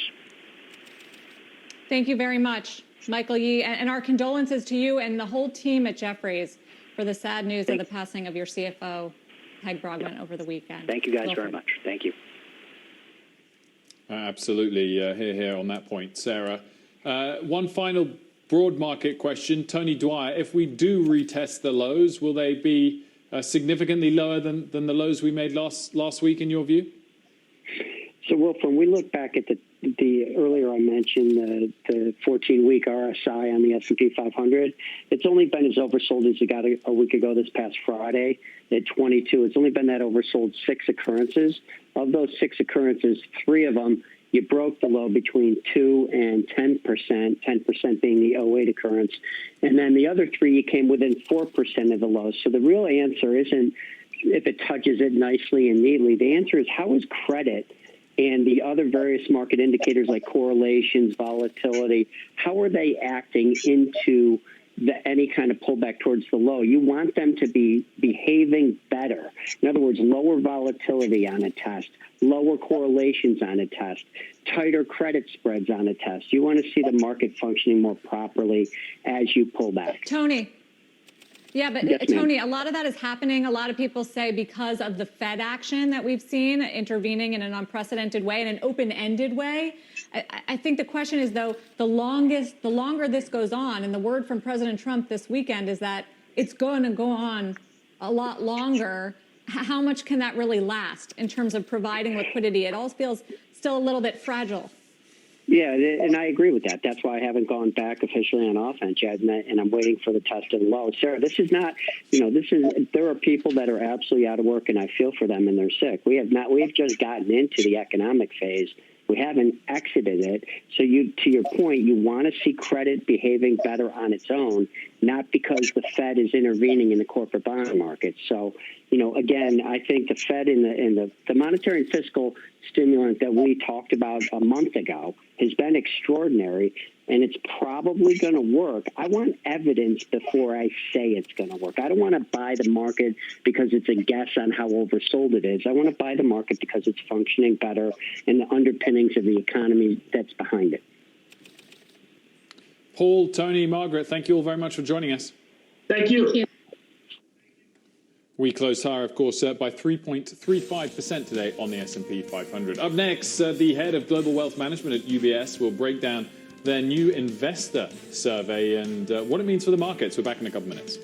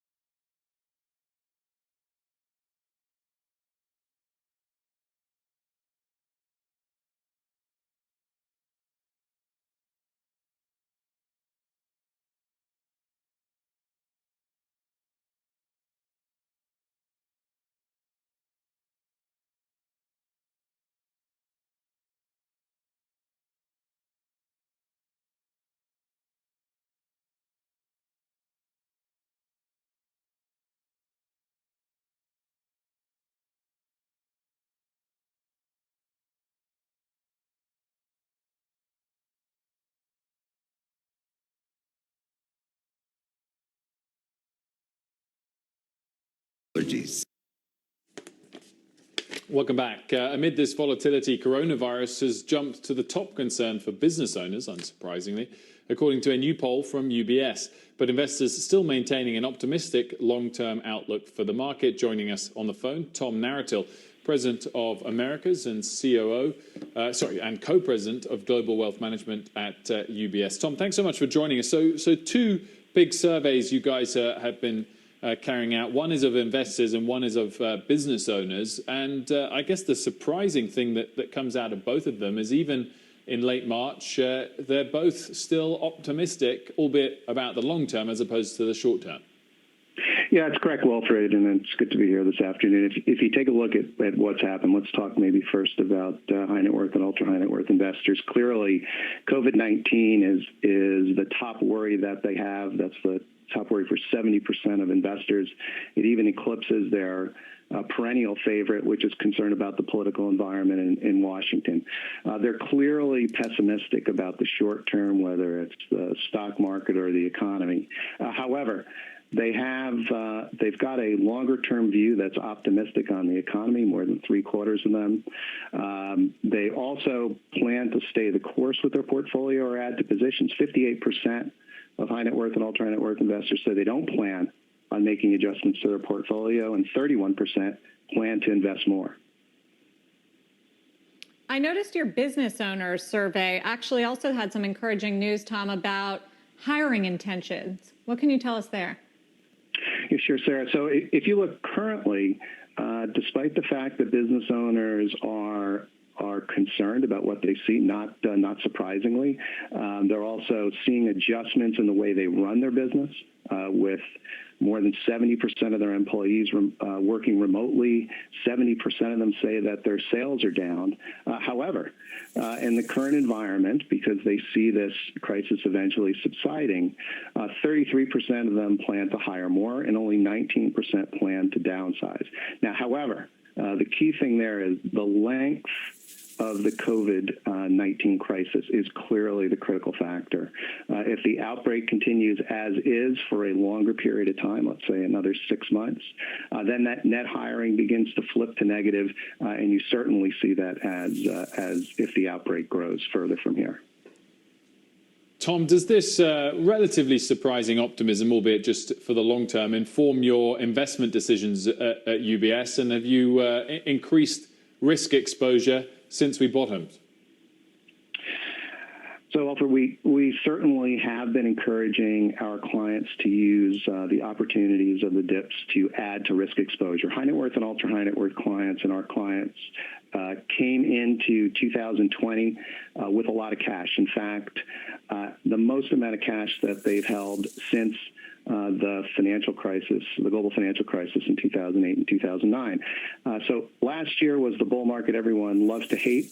Investors came in with a lot of cash, and they have been putting it to work cautiously as we've seen some assets price lower.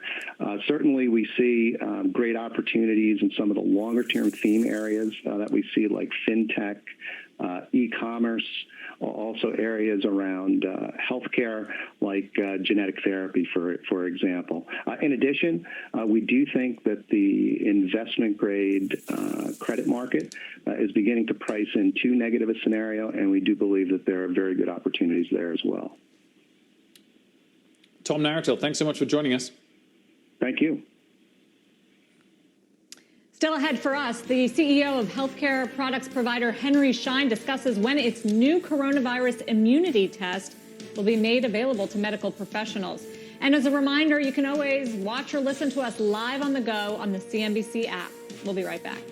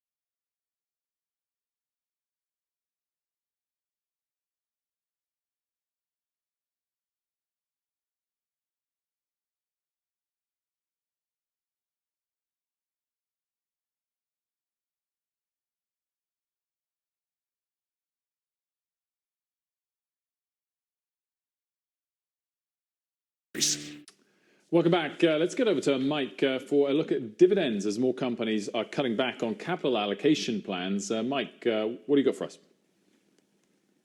Well, Wolf, Goldman Sachs today actually came out and forecast a 25% decline this year in S&P 500 dividend levels. So not just the suspensions and the dividend cancellations that we've seen, but probably this will continue for a while, which complicates any kind of valuation exercise that uses dividend yield, comparing it to bond yield. So if Goldman is correct, and this chart shows the path that they see dividends taking over the next several years, as well as what the dividend swaps market is implying about forward dividends.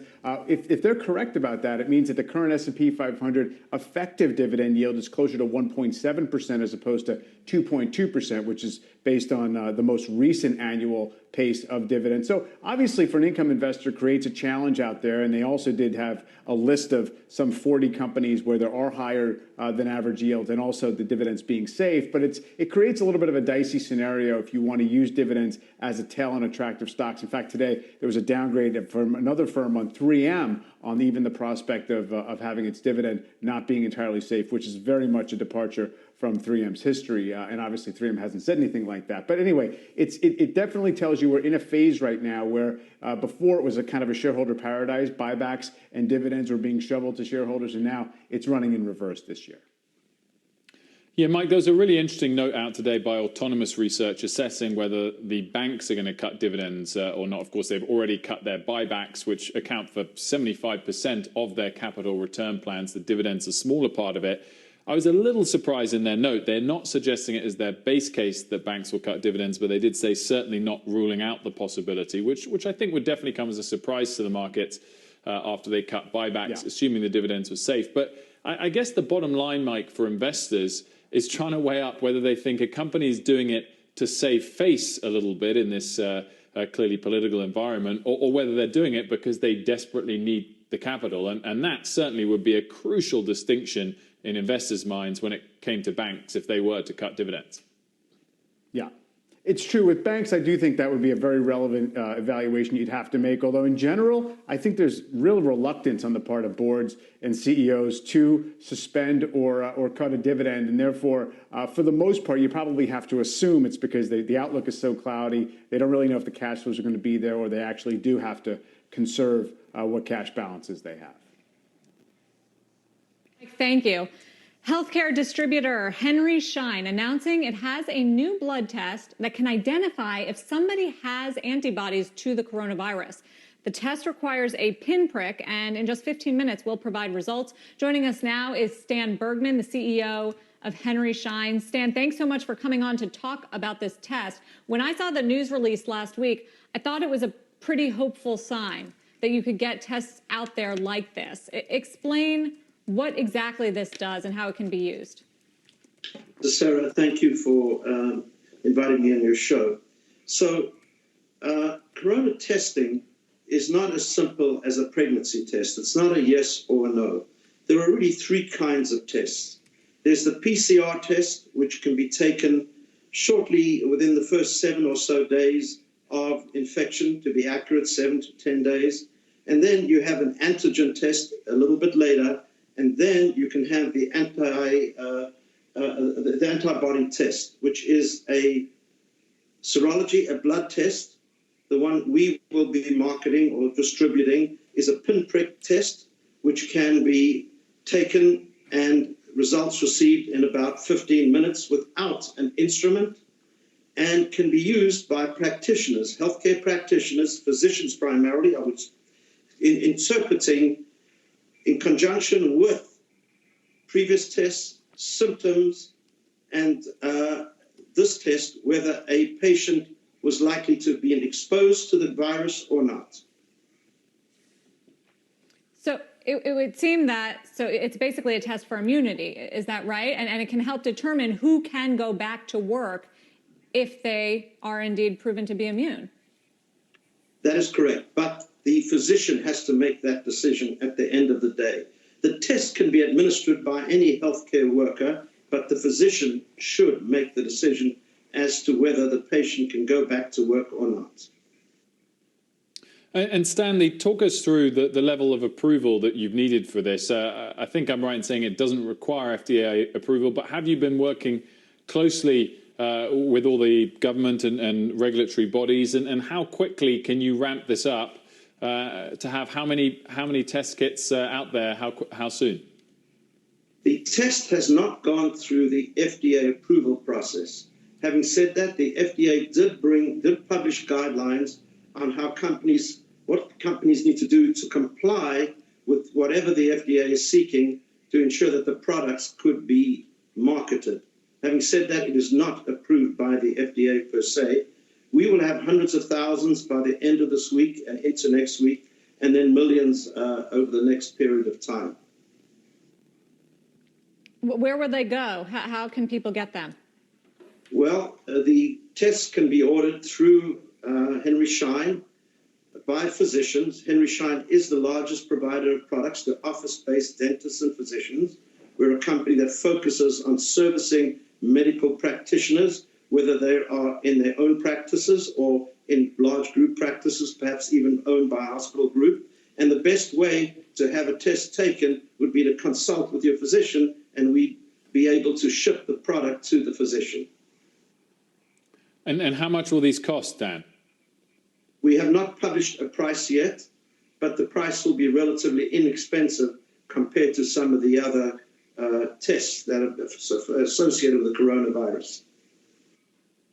I mean, I know you're talking about in the millions. So are you working with multiple manufacturers to make sure that you have an adequate supply of these tests? I would imagine there would be demand well beyond the United States, Dan.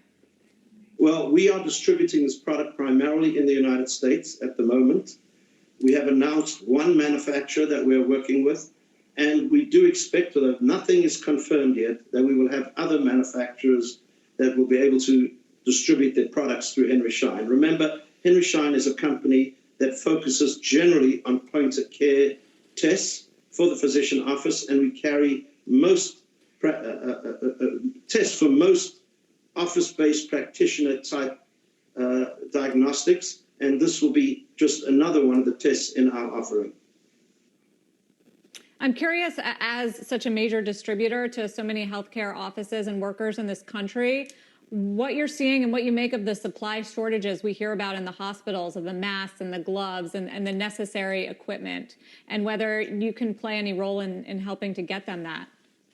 Yes, well, we have been working on this area, in the area of PPE, and particularly relating to masks, where there's a shortage. As you know, what happened is that the virus started being detected in China in the early part of this year, at a time just before the Chinese New Year. So the virus expanded in China during the Chinese New Year. Manufacturers were caught in a perfect storm. They had sent their workers home, and they came back from the Chinese New Year to be challenged by a need for these masks and did not have enough masks. So China now is gradually coming back into business and delivering on masks. And we're expecting the supply of masks to go up. We're working very closely with the administration in Washington. The 5 major distributors of medical supplies got together with the president and a task force that has been put together to deal with this matter yesterday, in fact. And we are going to find ways to bring in more products now that production is up and running to a greater extent in China. In fact, the U.S. government is sending planes over to Asia to bring these masks over. Of course, the lesson to be learned here is that over time we need to have greater production of masks in the United States. Yep, it's a big wake-up call. Stan, thank you for joining us. Keep us posted on the test. Stan Bergman, CEO of Henry Schein. Thank you. Meantime, some breaking news on Ford and GE. Phil LeBeau's got it for us. Hi, Phil. Well, Ford and GE healthcare executives have just wrapped up a conference call talking about how many ventilators they plan to be building, and it's a lot. They expect to build 50,000 ventilators in the next 100 days. Initially, they'll be ramping up production at a facility in Florida, but by the week of April 20th, they plan to begin production, mass production, at a Ford plant just outside of Detroit. They will start that production on the week of April 20th. They'll build 1,500 by the end of April, and again, 50,000 in the next 100 days. Those ventilators, by the way, are going to be built by Ford UAW workers who have volunteered to be a part of this. They'll be paid, but they'll be volunteering to be a part of the production process. One last note. You know about the problems between the Trump administration and GM last week, where they said they weren't moving fast enough.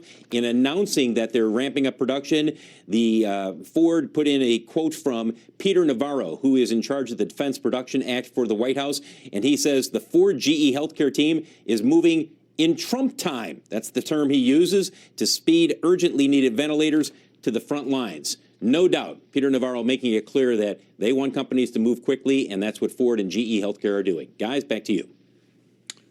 Phil, thanks very much for that. We hope they deliver on those impressive delivery numbers. Coming up from hockey to healthcare, the CEO of Bauer Hockey joins us to explain how his company is pitching in amid the pandemic. We're back in a couple of minutes.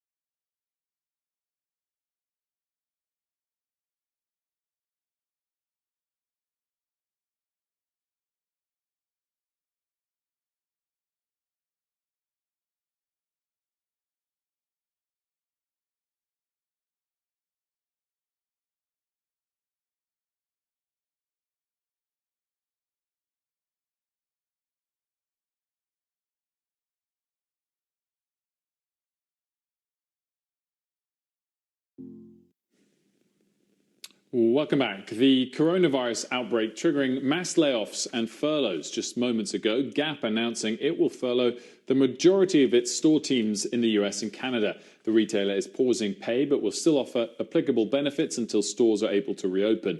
The entire Gap leadership team, along with the board, is taking a temporary pay cut. Macy's making a similar statement this morning, the company furloughing most of its remaining workforce to keep what the retailer calls the absolute minimum workforce needed to maintain basic operations. Gap and Macy's, just the latest companies to announce furloughs. Other retailers, hotels, airlines, cruises, casinos, and others putting similar measures in place, including the likes of WeWork, La-Z-Boy, and many more. And Wilfred, 29 million people in this country work in retail. I just wonder if you're going to hear calls for relief on that group as well, as so many of them have to close their doors. 130,000 people working for Macy's. Meantime, Amazon and Instacart workers are striking for coronavirus protection and pay. Deirdre Bosa here with more. Deirdre. So, Sarah, we saw a lot of attention leading up to those demonstrations today, but both Instacart and Amazon say that those actions have barely affected their operations. Have a look at this video from Amazon's Staten Island Fulfillment Center today. You'll see a small group of workers outside. Amazon says that there was only 15, and they made up less than 0.5% of its more than 5,000 associates at this site. Instacart, meanwhile, telling us that today's action had, quote, absolutely no impact to operations, adding that today they actually saw 40% more shoppers on the platform week over week. Now, shoppers and customers alike, though, guys, they say that there are signs that the platform is stretched. Amazon and Instacart, keep in mind that they are trying to hire hundreds of thousands of workers during this critical time when they're trying to get groceries and goods to more and more Americans. So even if today was more noise than it was numbers, this tension is likely to continue, and we're likely to see more of these demonstrations. Question is, will they get more participation from workers? Back to you. Dee, thanks so much for that. Meantime, let's get over to Sue for another coronavirus update. Sue. Wilf, thank you very much. Good afternoon, everybody. Here's what's happening at this hour. New Jersey's Governor Phil Murphy says limited resources and insufficient aid from the federal government are forcing him to focus testing only on people showing symptoms. Would we like to be South Korea? Would I like to have unlimited specimen collection material? Would I like to have all the healthcare workers at my disposal? Would I like to have tests that turn around in 45 minutes, which I think we will have at some point sooner or later? You betcha. 2 patients have died after being evacuated from a rehabilitation center at Gatlin, Tennessee, and another 59 people from that facility have been taken to the hospital after dozens of patients and staff members tested positive for the coronavirus. As always, you can get the very latest coverage on CNBC.com. Wilf, we're hearing a lot more about nursing homes and rehabilitation hospitals being hit very hard. It's a trend, unfortunately, that they expect to continue. Absolutely, Sue. It's tragic and very sadly, probably not the last we'll hear of it. Sue Herrera, as always, thanks very much. Up next, help arriving for New York City. Dramatic images of a naval ship carrying thousands of hospital beds and health personnel. The latest in the fight to combat coronavirus when we come back.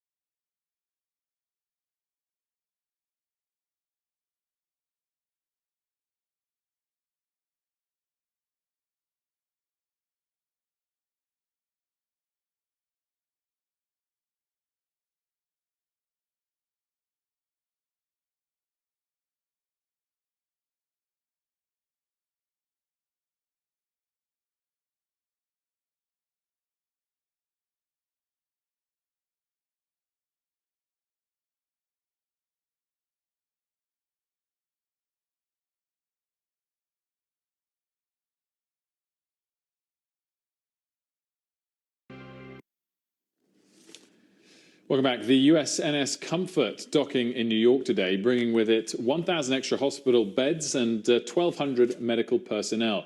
Contessa Brewer here with more. Contessa, some amazing images as it arrived today. That's true, Wilfred, and it's a sight for sore eyes in this city. It's a massive ship, but a drop in the bucket of what New York City needs in terms of hospital beds. The mayor said at a news conference just on land with this ship over his shoulder, look, we had 20,000 hospital beds before this began. We need 60,000. To that end, they are also erecting emergency hospitals on every borough. They're erecting an emergency tent hospital in Central Park.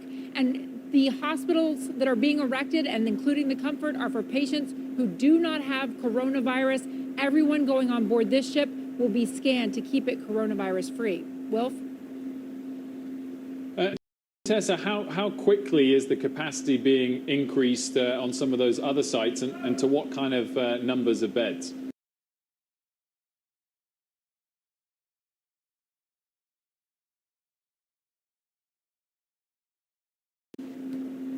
Well, for instance, in Central Park, they're hoping to accept their first patients beginning tomorrow. The Javits Center is accepting patients, and then from the Javits Center, they'll be moved here to the U.S. Naval Ship Comfort. And this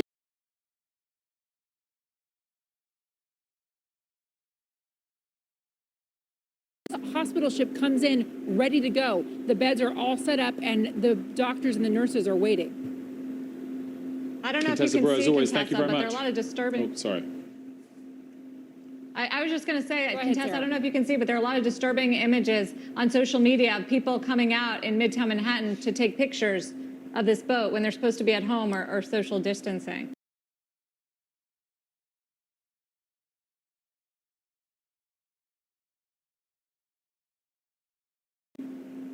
Yeah, there's a lot. This is the West Side Highway. It's along the Hudson River. There's a lot to see here. And there were a lot of people who wanted to come in here. I want to say that those compression shots that we see make it look like people are even closer than they are. It does look like, though, people probably should be giving each other more space. Yeah. Contessa Brewer, thank you. That was an amazing sight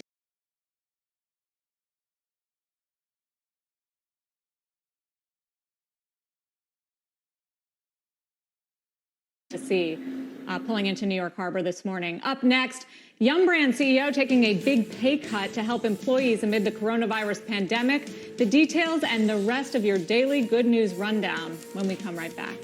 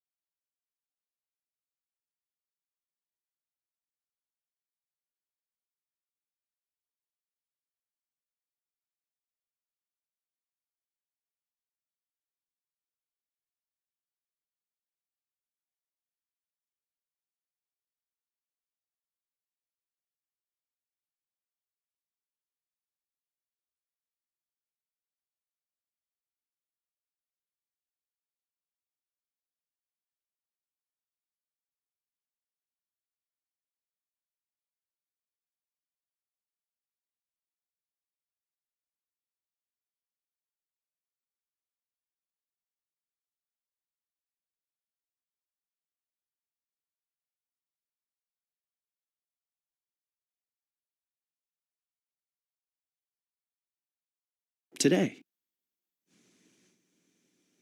Welcome back. Time now for our daily good news rundown. A look at some of the positive stories out there amid all the pain of the coronavirus. Under Armour, for instance, working with the University of Maryland medical system to make face shields, masks, and gowns. The company says it will produce upwards of 500,000 masks, 1,000 face shields, and thousands of hospital gowns to donate to local Baltimore's hospital system.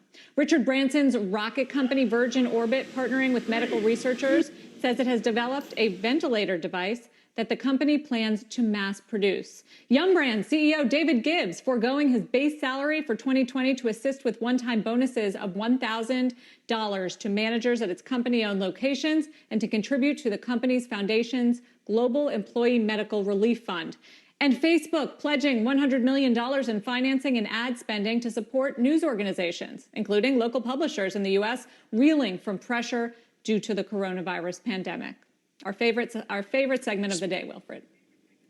It is, and it doesn't stop there today as well, because speaking of good news, Abbott Labs moving higher after the company was granted FDA approval for a 5-minute coronavirus test. And Jim Cramer just spoke with the company's outgoing CEO. There are more tests coming. They're also putting a lot of effort in the organization into capacity expansion, because while 50,000 a day sounds like a lot, it's not enough. And we know that. And for a while, we'll be allocating and prioritizing to high-need areas, as Robert's indicated. We know that fighting this virus and being able to go back to a world that's more normal is going to require a lot of testing in the right places with rapid turnaround. And fortunately, we have multiple formats to do that with. You can catch that full interview coming up 6 p.m. Eastern Time right here on CNBC on Mad Money with Jim. Yeah, former FDA Commissioner Scott Gottlieb calling that Abbott test a game changer. Still to come, shaking up production. Bauer has been making hockey gear for nearly a century, but now it's shifting its attention to making medical gear. We're going to discuss that with the CEO straight ahead. CNBC will be right back.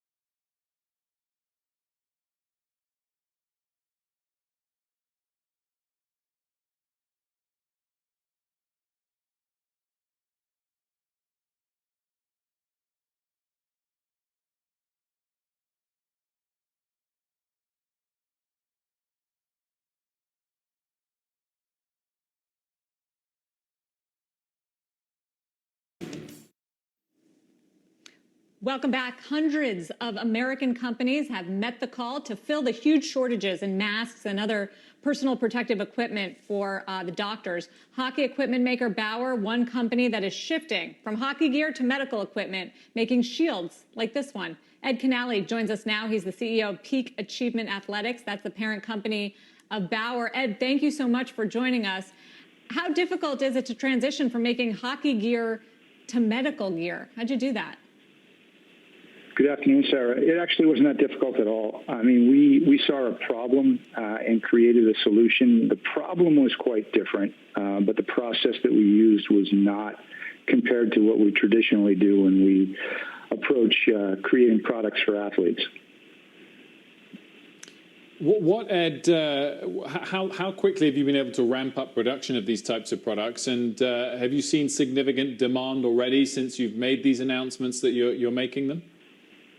Absolutely. Demand way outstripping supply at this stage. We started the project about 2.5 weeks ago. We had a prototype developed and built in about 48 hours, and then used last week to fine-tune our production capabilities in both of our North American facilities.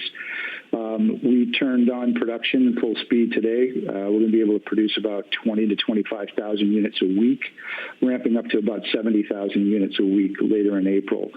Because we're capped and we're only a small part of the solution, what we did, though, Wilfred, was we put the design specs, the bill of materials, and the assembly instructions online for any company or entity to come and download in an effort to try to get a little bit of a scale to this process. We want to be as inclusive as we can in the process, help as many other companies try to lend a hand to the situation.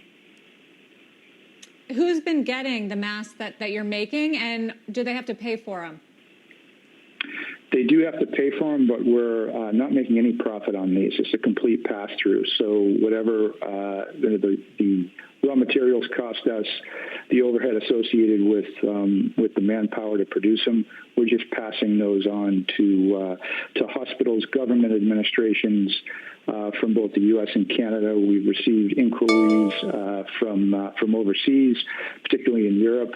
And right now, as it stands, after effectively being live with this project, we've had demand for almost 1 million units. And just quickly pivoting back to your core traditional business, hockey products and the like, do you think those types of products are going to see demand lost forever in these months of shutdown, or do you think it will play catch-up when it bounces back? I think the beautiful thing about sports is you always see it come back. It's really one of the constants in society. So I have full confidence we'll see a full rebound. The question, Wilfred, is the timing of that rebound. When will we see it? There's going to be a lot of people impacted, obviously, economically by this situation. We have our partner retailers that will be impacted. Consumer purchasing power will be impacted for a particular period of time. Based on the strengths of our brands, we feel very good about our market position and the business coming back. Kids are always going to want to play hockey. They're always going to want to play lacrosse and baseball. It's really just a function of is how us and other leaders in the industry can help bring those consumers back into the sports as quickly as possible as soon as we're through this. Ed,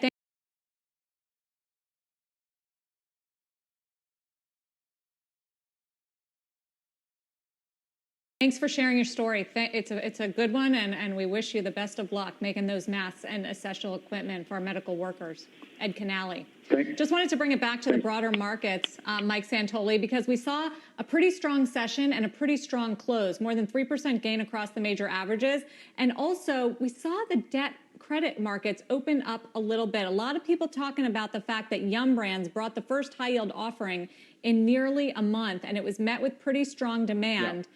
8% paper, I guess that's pretty appealing, but that does offer some reassurance for those that were worried about the clogging of credit.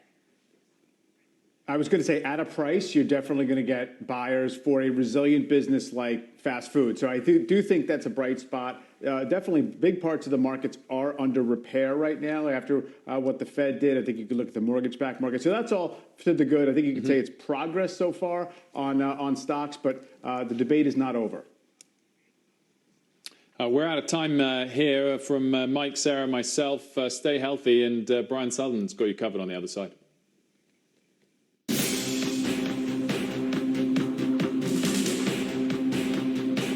And welcome to CNBC's continued coverage of the markets in turmoil. I am Brian Sullivan, everybody. Thank you very much for joining us here on Fast Money at 5 p.m. Eastern Time. Hope you and your family are doing as well as can be in these difficult times. Thank you very much for joining us.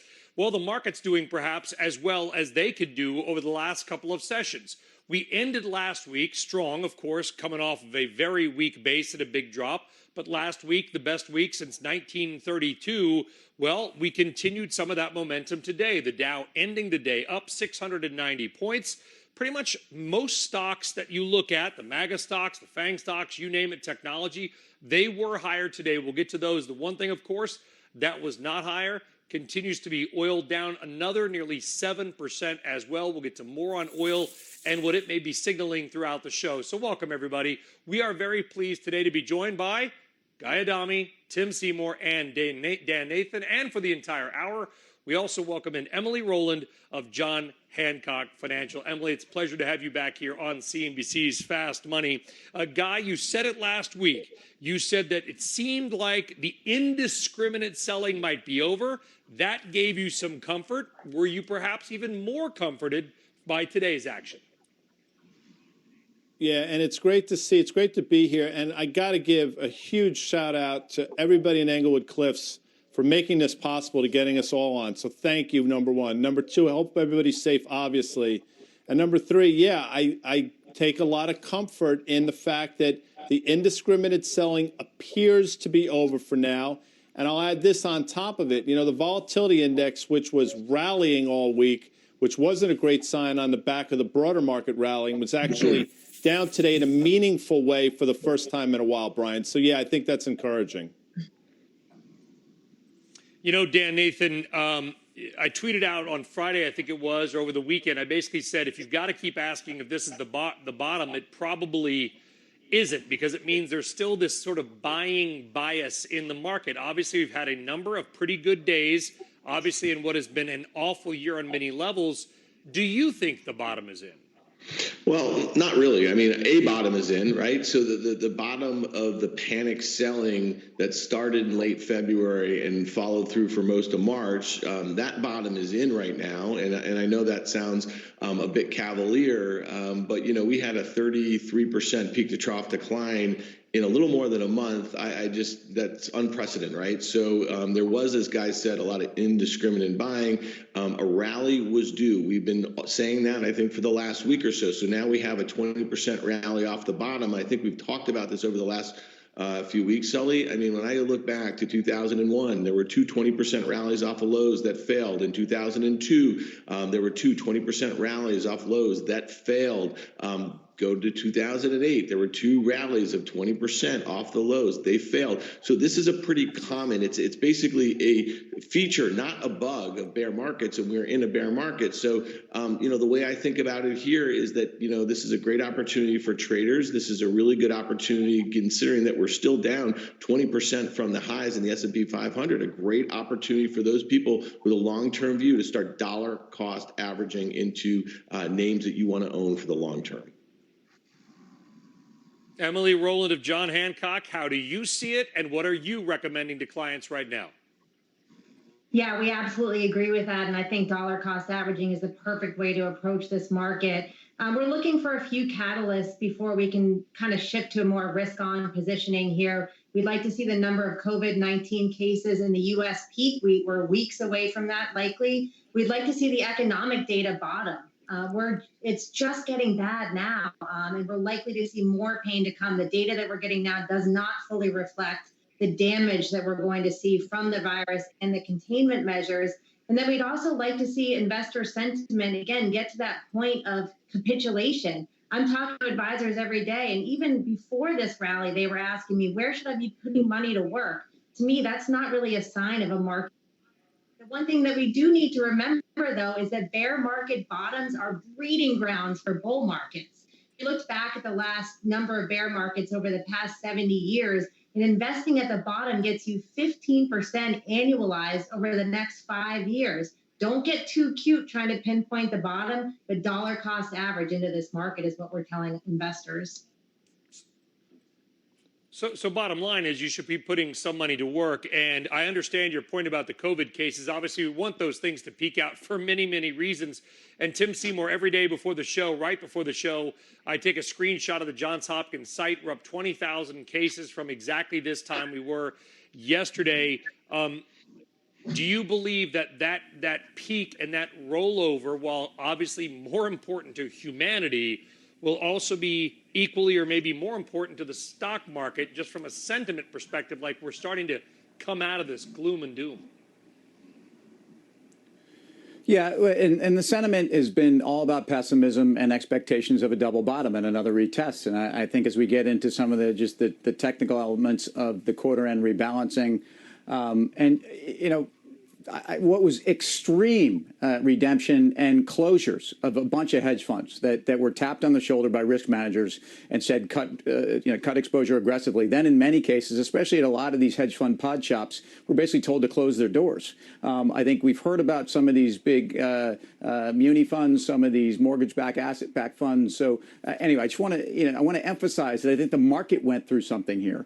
And I think the market has largely priced in health. And so you back to your question, which is at what point, is that enough? Have we priced in a lot? Look, the data out of Italy is just absolutely sad, but it's better. And the numbers that came out today were as good as they've been in a couple weeks. So, yes, I think the key is what's on the other side.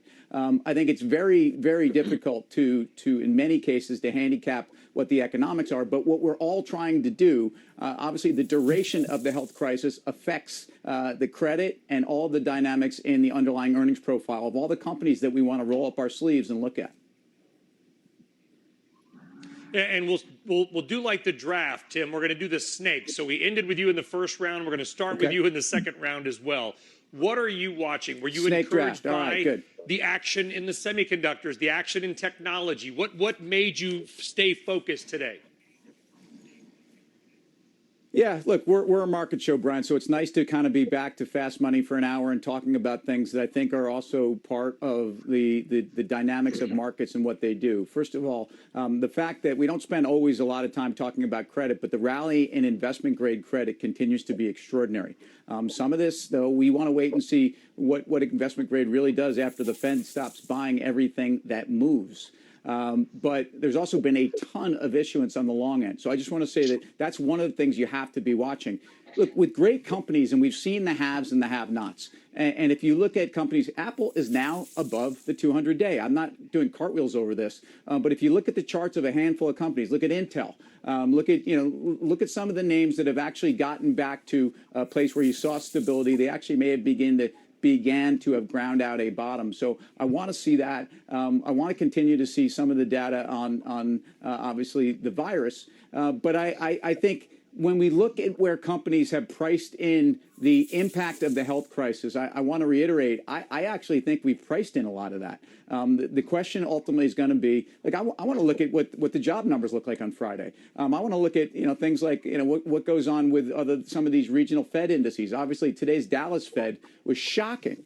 It went back to not only 2008 lows, but well through that. And we know that unfortunately is the center also of a lot of the problems in the energy sector. So it was going to be extreme. But, credit, dollar, where the macro goes, we've got a lot of macro at the end of this week that's very important. We know it's not going to be good. But ultimately, good companies, Home Depot, Nike, have started to trade with some normalcy.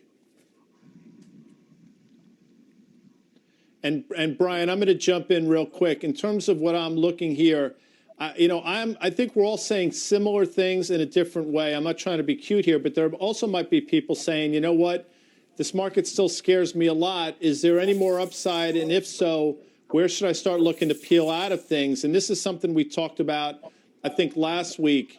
We saw obviously that trough down to 2191 in the S&P 500, and off the recent high, the all-time high. If we just made a 50% correction of that move, it takes you to somewhere around 2790. So you're talking about another maybe 150, 160 S&P points to the upside. And that's maybe where we stall. So I'll stand by that. I'm with Dan on this. I think a bottom is in. I'm not necessarily sure the bottom's in. But I do think there's potentially, a little more upside to that 2800 level or so in the S&P 500. And I think that's what folks should be watching.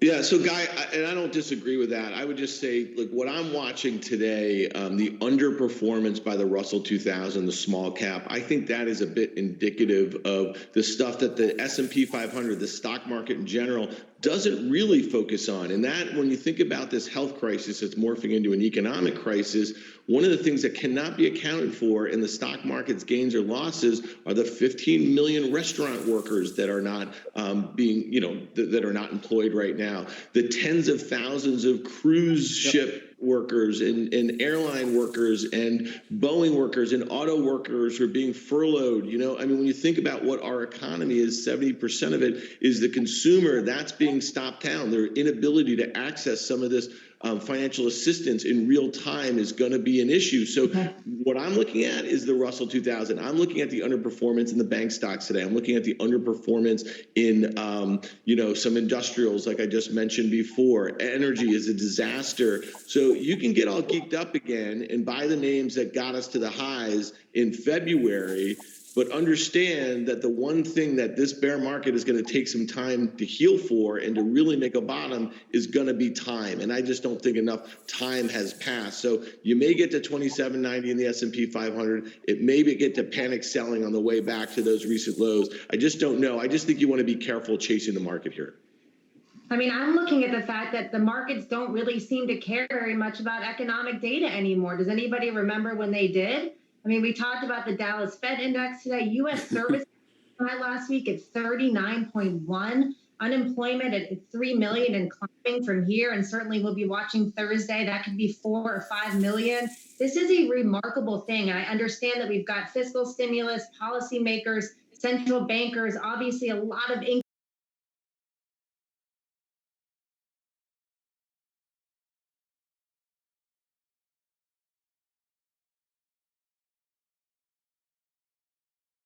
has been spilled on everything that they're doing to support this economy and prevent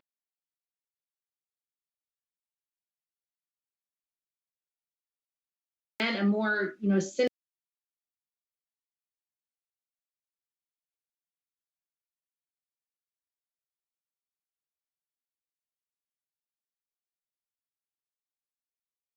sinister credit crunch. But we're looking at an environment here where the data could get much, much worse.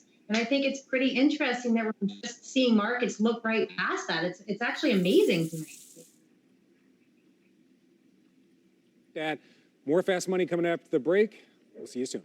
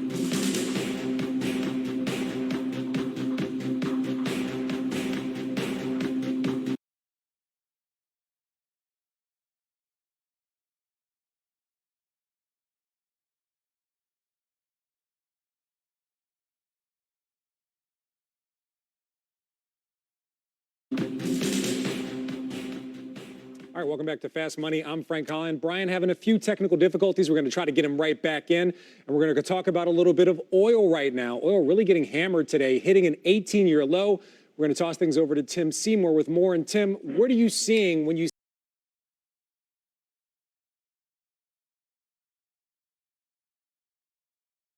see these kind of results for WTI and Brent crude? What do you think? Shocking, Frank.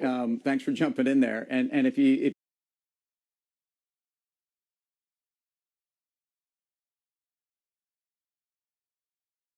around the country and also look at sub-pricing below what we're seeing in the futures markets, you're actually seeing American oil being priced at $10 a barrel in a handful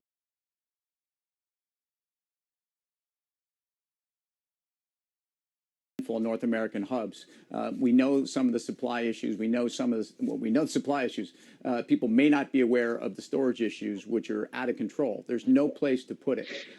Now, ultimately, again, I believe this is an interesting time for oil. And just to take a big top-down look at it, 18 years ago, which we're now going back to those lows. In fact, that was the early days of the commodity supercycle. Oil went through an overshoot on the way down. Global oil demand was 77 million barrels a day. Even in the pullback and in a global, call it demand shock, it's going to be 100 million barrels a day. And at that point, we were producing somewhere in the neighborhood of again, 40% less oil. But ultimately, what has to happen in the oil sector is you're going to have to see a supply response. And I realize that this takes some time to see some equilibrium work itself out. But there's no question that the oil producers that help to kind of exacerbate this situation have to be looking at the dynamics of their budgets. And we've talked about this before, too. Russia breaks even at $42 oil.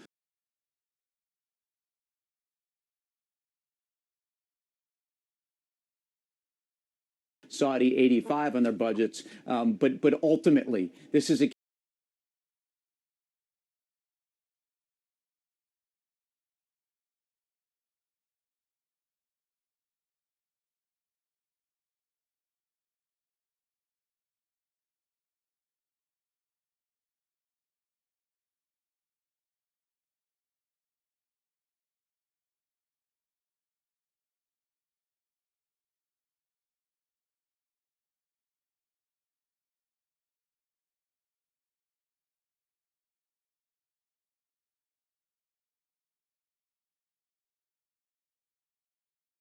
case where this is unsustainable for every player in the world, and that means there will be a supply response, and markets will price that in ahead of time. All right, thanks a lot, Tim. We're going to toss things over to Guy Adami. Guy, we're seeing lows for 18-year low for Brent, an 18-year low for WTI, and there's a potential that these OPEC nations could pump even more. What does that mean for the global markets? Means it seems like they're willing to lose the battle to win the war. I mean, if I'm trying to play what's going on geopolitically in terms of what they're attempting to do. So unfortunately, it looks like they're winning right now. In terms of the individual stocks, I think Tim makes an interesting point. For example,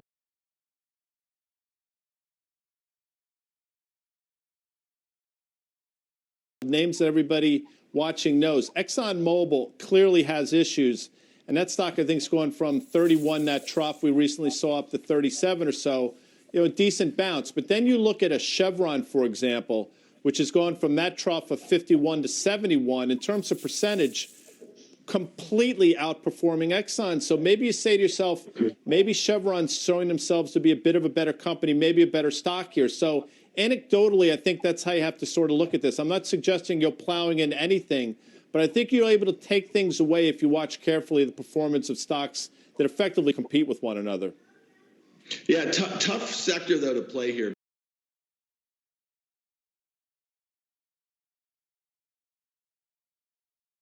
Because we know that those majors, they have those really fat dividend yields. We know that a lot of investors have stuck it out in this sector because of that. And we know that the potential for a cut in Exxon would be devastating for sentiment. And there would be a lot of investors who are there who just won't be there anymore. I mean, that being said, when you look at the XLE, that's the Energy Select ETF,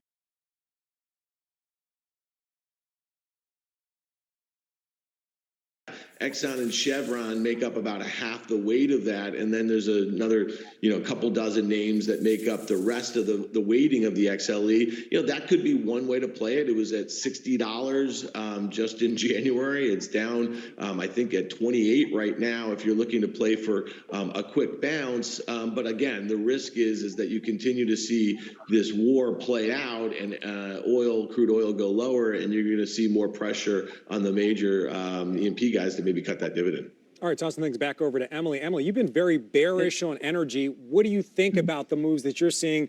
Again, Brent crude down nearly 9%, WTI down more than 6.5%. Yeah, we've been looking at the dividend yield on energy as more of a distress signal and less of a value play. And for that reason, we've been more focused on getting our exposure to areas like alternative energy through global infrastructure. So stocks that actually have the ability to give you that exposure with some growth potential.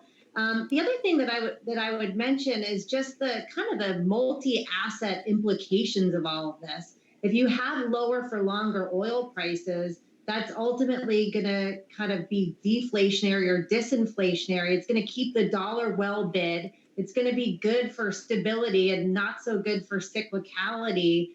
So there's a lot of implications across portfolios about what that might mean going forward. That's one reason that we've been positioned more towards quality growth, and we've been hesitant to really lean into cyclicality at this point.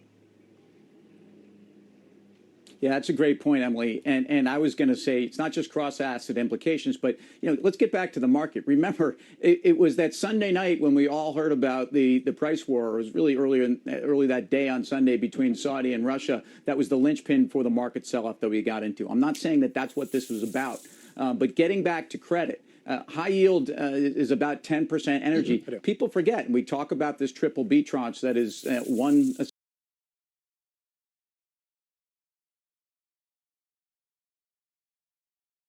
essentially notch above high yield, but 10% of that is energy. So there's no question. And despite my, my comments earlier that we're relatively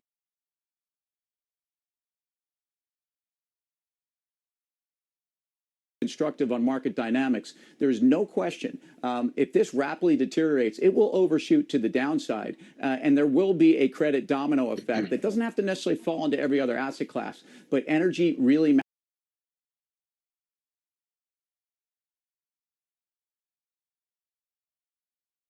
matters here. And it's just also should be noted, all the other commodities outside of gold and precious metals that tend to be more of all those other hedges that we know them to be are not trading well. They're not bouncing like the market has. Look at copper, Dr. Copper, you name it. Look at obviously coal and steel prices. If you look at rail volumes this week for the quarter and year over year, we know they're awful. And that tells you that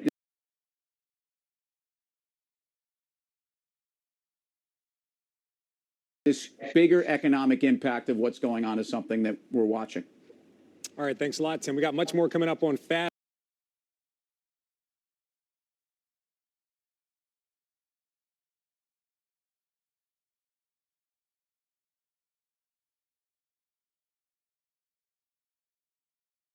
Money and much more on the big bombshell today from Johnson & Johnson and the global race to find a coronavirus vaccine. Stay with us.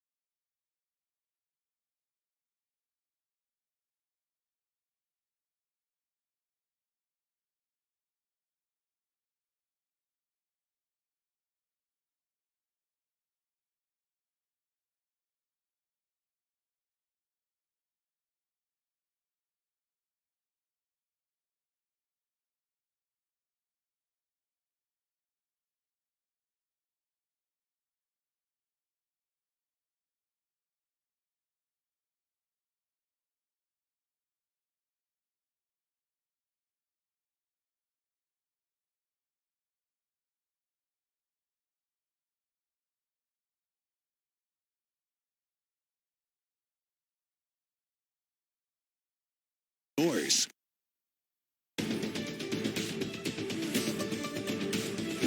All right, welcome back. You're looking at a live White House briefing on coronavirus. We're going to monitor this and bring you any relevant headlines. In the meantime, let's get the latest on the virus. Sue Herrera, she has the very latest. Sue? I do indeed, Frank. Thank you very much. Here's what's happening at this hour, everyone.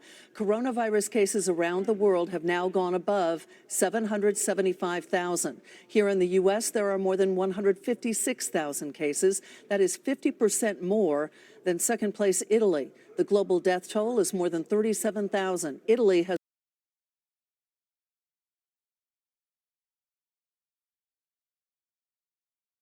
the most, with about 11,500. The U.S., nearly 2,900 people have passed away. Some welcome help for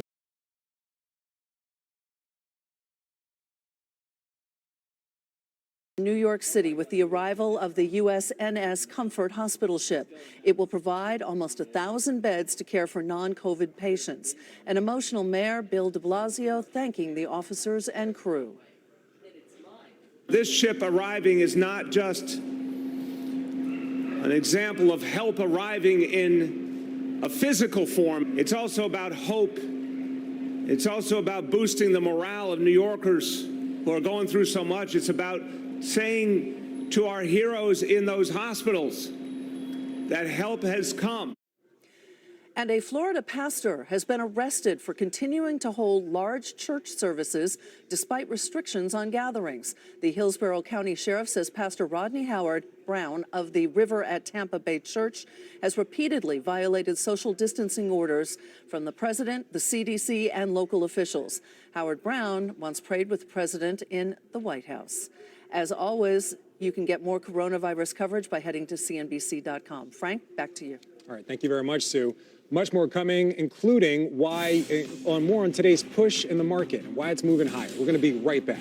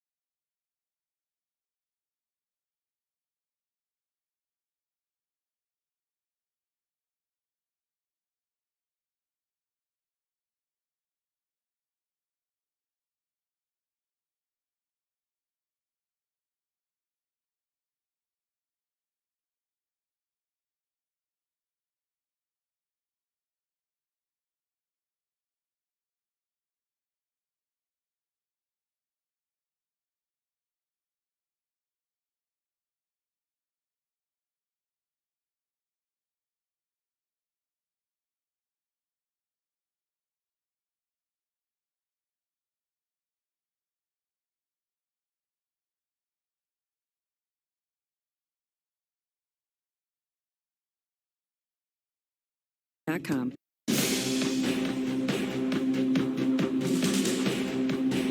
And welcome back to Fast Money. I'm Frank Collins. Stock staging a big comeback today. Let's bring in Solstein Capital CEO and founder Nadine Turman. Nadine, 3 words that you keep saying. Cash is king. Tell us why. Well, Frank, we like to tell our clients that outrunning a bear by yourself is difficult. So let the other investors get caught up on a day like today and go first. When the volatility index of the VIX is above 31, we call the market uninvestable.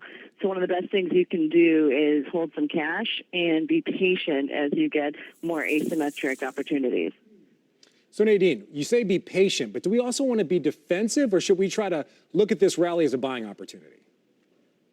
We tend to get defensive. So I, along with most people, probably have some of those stocks you should have sold 2 months ago. And so today is a perfect day. Last week was a perfect opportunity. You can trim some of those positions and then take advantage of the opportunity to either short, add cash, or get defensive positions, such as one of our favorite gold companies that was down today, to be able to pick up some of your more favorite exposures. Hey, Nadine, I'm with you 100%, by the way. I understand what you're saying, and thanks for being here. Here's a question just to play devil's advocate. We could be in an environment, I say, where, the VIX just sort of bleeds away down to the levels you talked about, below 30, and meanwhile, we could be up another 15 or 20% theoretically in the broader market. Is that concerning, or are you willing to miss that move? We tend to trade the chop a bit for the accounts that make sense. So we'll short and cover. There's a stock, I think, I can't even count how many times last week I've done that. So we will do that to make some money for clients when, again, it's appropriate. And as you're saying, though, it could go up, but it's never in a straight line. So you get this really choppy, volatile environment, and then you have to be a little bit more tactical. Add those positions on those days that are defensive, that is, on days like today, and then trim those longs and have a little bit higher beta. And that's how you get through a period where there might be some upflow, especially since it's quarter end and month end at the same time. Hey, Nadine, it's Tim again. Yeah, thank you for joining us. And as you look, though, at the sub-sectors of the market and, trades that have worked, especially during either growth-constrained environments, certainly, growth over value is probably what we've seen in terms of triple Qs, NASDAQ 100 stocks outperforming the overall S&P. What are you thinking here? What are you thinking coming out of this whenever you get comfortable? And again, S&P earnings estimates are coming down, but how far down do you need to see them? We expect roughly a 25% peak to trough, that is, decline in GDP. And the stimulus that you saw going on last week, it's about 10% of GDP, so it's just not enough. So even though people have brought down, let's say, second quarter estimates, they really haven't brought down the back half of the year. We're seeing the consensus estimates are up 6% by the fourth quarter, and that just has to be brought down. So what we're trying to do is, let's say you are investing in tech, invest in those businesses such as, I won't say which ones we've owned, but since 2013 and the like, that might be in the data center business, that benefit while people are working from home, that benefit from an increase in cross connects where companies have to come together and put their technology systems in the clouds together. We like those types of businesses. But if you're looking like for a tech company that has leverage, that might not have a great balance sheet, that is more cyclical ad spend, then you're in a little bit more trouble. So just saying technology overall, you have to be very careful. And we invest globally across all sectors. So we do have, call it the favorite, unfavorite positions across all sectors. Nadine, data centers and also REITs have become a safety play. But Dan, where do you see this market going? What moves do you want to make?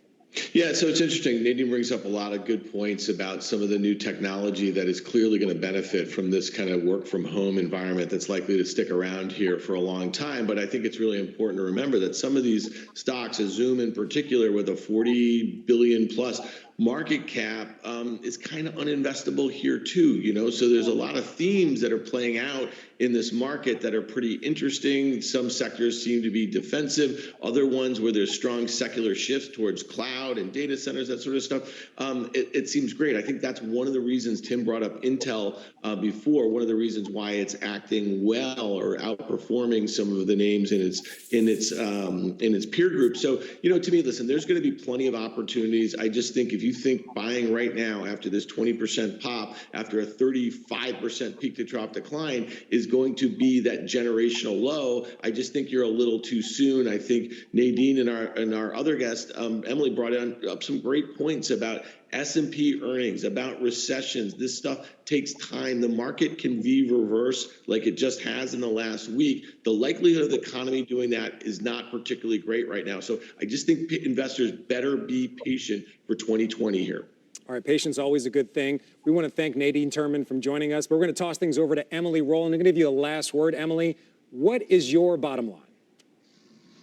Our bottom line, it's really just about positioning in this market, and it's all about participate and protect. Again, we don't want to try to call the bottom here, but we want to engage in this market in a thoughtful way. And for us, that's meant leaning into quality growth. A lot of that is technology. We want companies with strong balance sheets. We want companies with low earnings variability. And we want companies with the ability to benefit from this spending that's going to happen after this. It's probably not going to be that big bounce in cyclical stocks that you usually see coming out of recessions. For example, in 08, 09, it was really about the commodity complex. For us, the focus here is really on technology, and then pairing defensiveness, areas like consumer staples and healthcare, we think would be a good way to kind of barbell the approach to this market. All right, interesting point of view there.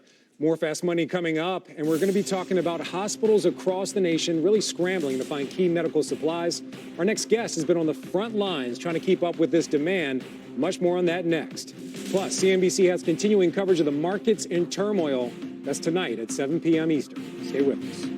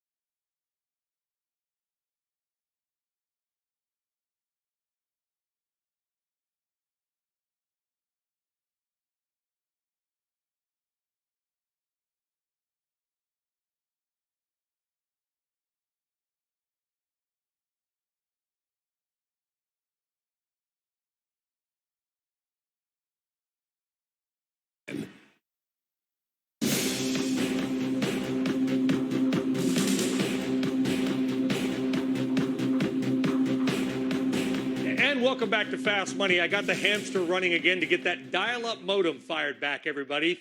Sorry for the 30-minute delay. Frank Collin, total stud. Great work. Anyway, it's good to be back. All right, let's talk now and go to the front lines of the fight to save lives. So we're doing a lot of stuff on the markets in this show, and that is great. But let's get down to the nitty-gritty about the medical equipment that we need and the people who we need to go there to make it, even while physical and social distancing is in order. And for that, let's go to a company that is right here around the corner in New Jersey on the front lines, and that is K&F Neuberger. Eric Wilson is the head of sales there, and he joins us now by phone to talk about this. And Eric, a lot of people aren't familiar with your company. It's been around since 1946, based in Germany, big company. What are you guys doing in New Jersey to make sure that ventilators and respirators will be available when we need them? Well, thank you very much for the opportunity. Yeah, like you said, we're not the biggest company in the world, but we wrestle outside of our weight class. I'll say that. K&F is a pump provider, and a pump is a very important component within a ventilator and other medical devices. We heard a lot about ventilators over the past couple weeks, but there's many other types of devices as well, things like diagnostic systems, sanitation, disinfection systems, all using these types of devices. K&F is on the front lines, as you said. We are a tier 1 supplier to some of these medical device companies, and it's important for our employees to feel engaged, to feel safe, to be able to make it into work so that we can supply these pieces of equipment to the companies that are making devices for the hospitals. And I would imagine, Eric, that your business has ramped up and the men and women at K&F have stepped up, even in difficult conditions. Where do we stand in getting these pumps out so we can ramp up the ventilator production? Yeah, it's been a real challenge, and I think we can leverage some really long-term relationships that we have with not only the medical device companies themselves, but also our suppliers.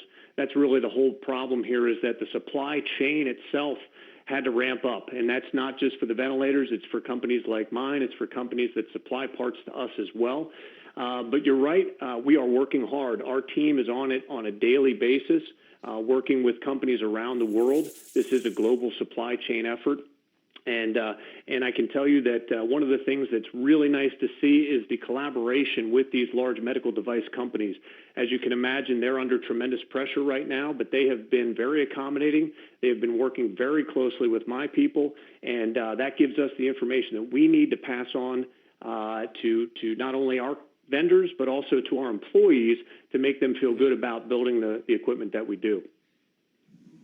Well, I'm going to ask you maybe to step out of your comfort zone totally, Eric, because you make the pumps, they make the respirators and ventilators, then they get put into the hospitals. Where do you think, where can you tell the CNBC audience we are in terms of really ramping this stuff up? Because as we know, that peak, unfortunately, is coming, and it's coming in a couple of weeks. Yeah, you're right. And the good news is that it's not like ventilator companies or these other medical device companies have just started making equipment. We have already orders on hand. We've been building equipment to go to these manufacturers on a basically monthly basis. That's been ramped up now to weekly shipments, and I can tell you that our supply chain teams are working around the clock. Our production teams are working very hard to make sure that we can ramp up. Where we're at right now, I would say, is within the next month, we should be doubling production. And a little bit past that, we probably will double again. I know we've heard those words used by other companies, but that's the forecast that we're seeing as well. Well, Eric, we appreciate you joining us. Eric Wilson, K&F Neuberger, and a big CNBC shout out to all the women and men who are coming in day and night at your factory and getting us through this time. Eric, thank you very much, and best to everybody. All right, so that company is designing these, the pumps to try to keep people alive that get the virus. The idea, though, is to eliminate the virus entirely. And coming up, we have got a bombshell from Johnson & Johnson, the good kind, another New Jersey-based company that is doing its part in record time. We'll talk about that with Meg Jarrell. Plus, on the option side, maybe a way to invest around Johnson & Johnson. We're back, and I'm back, hopefully, after this short break.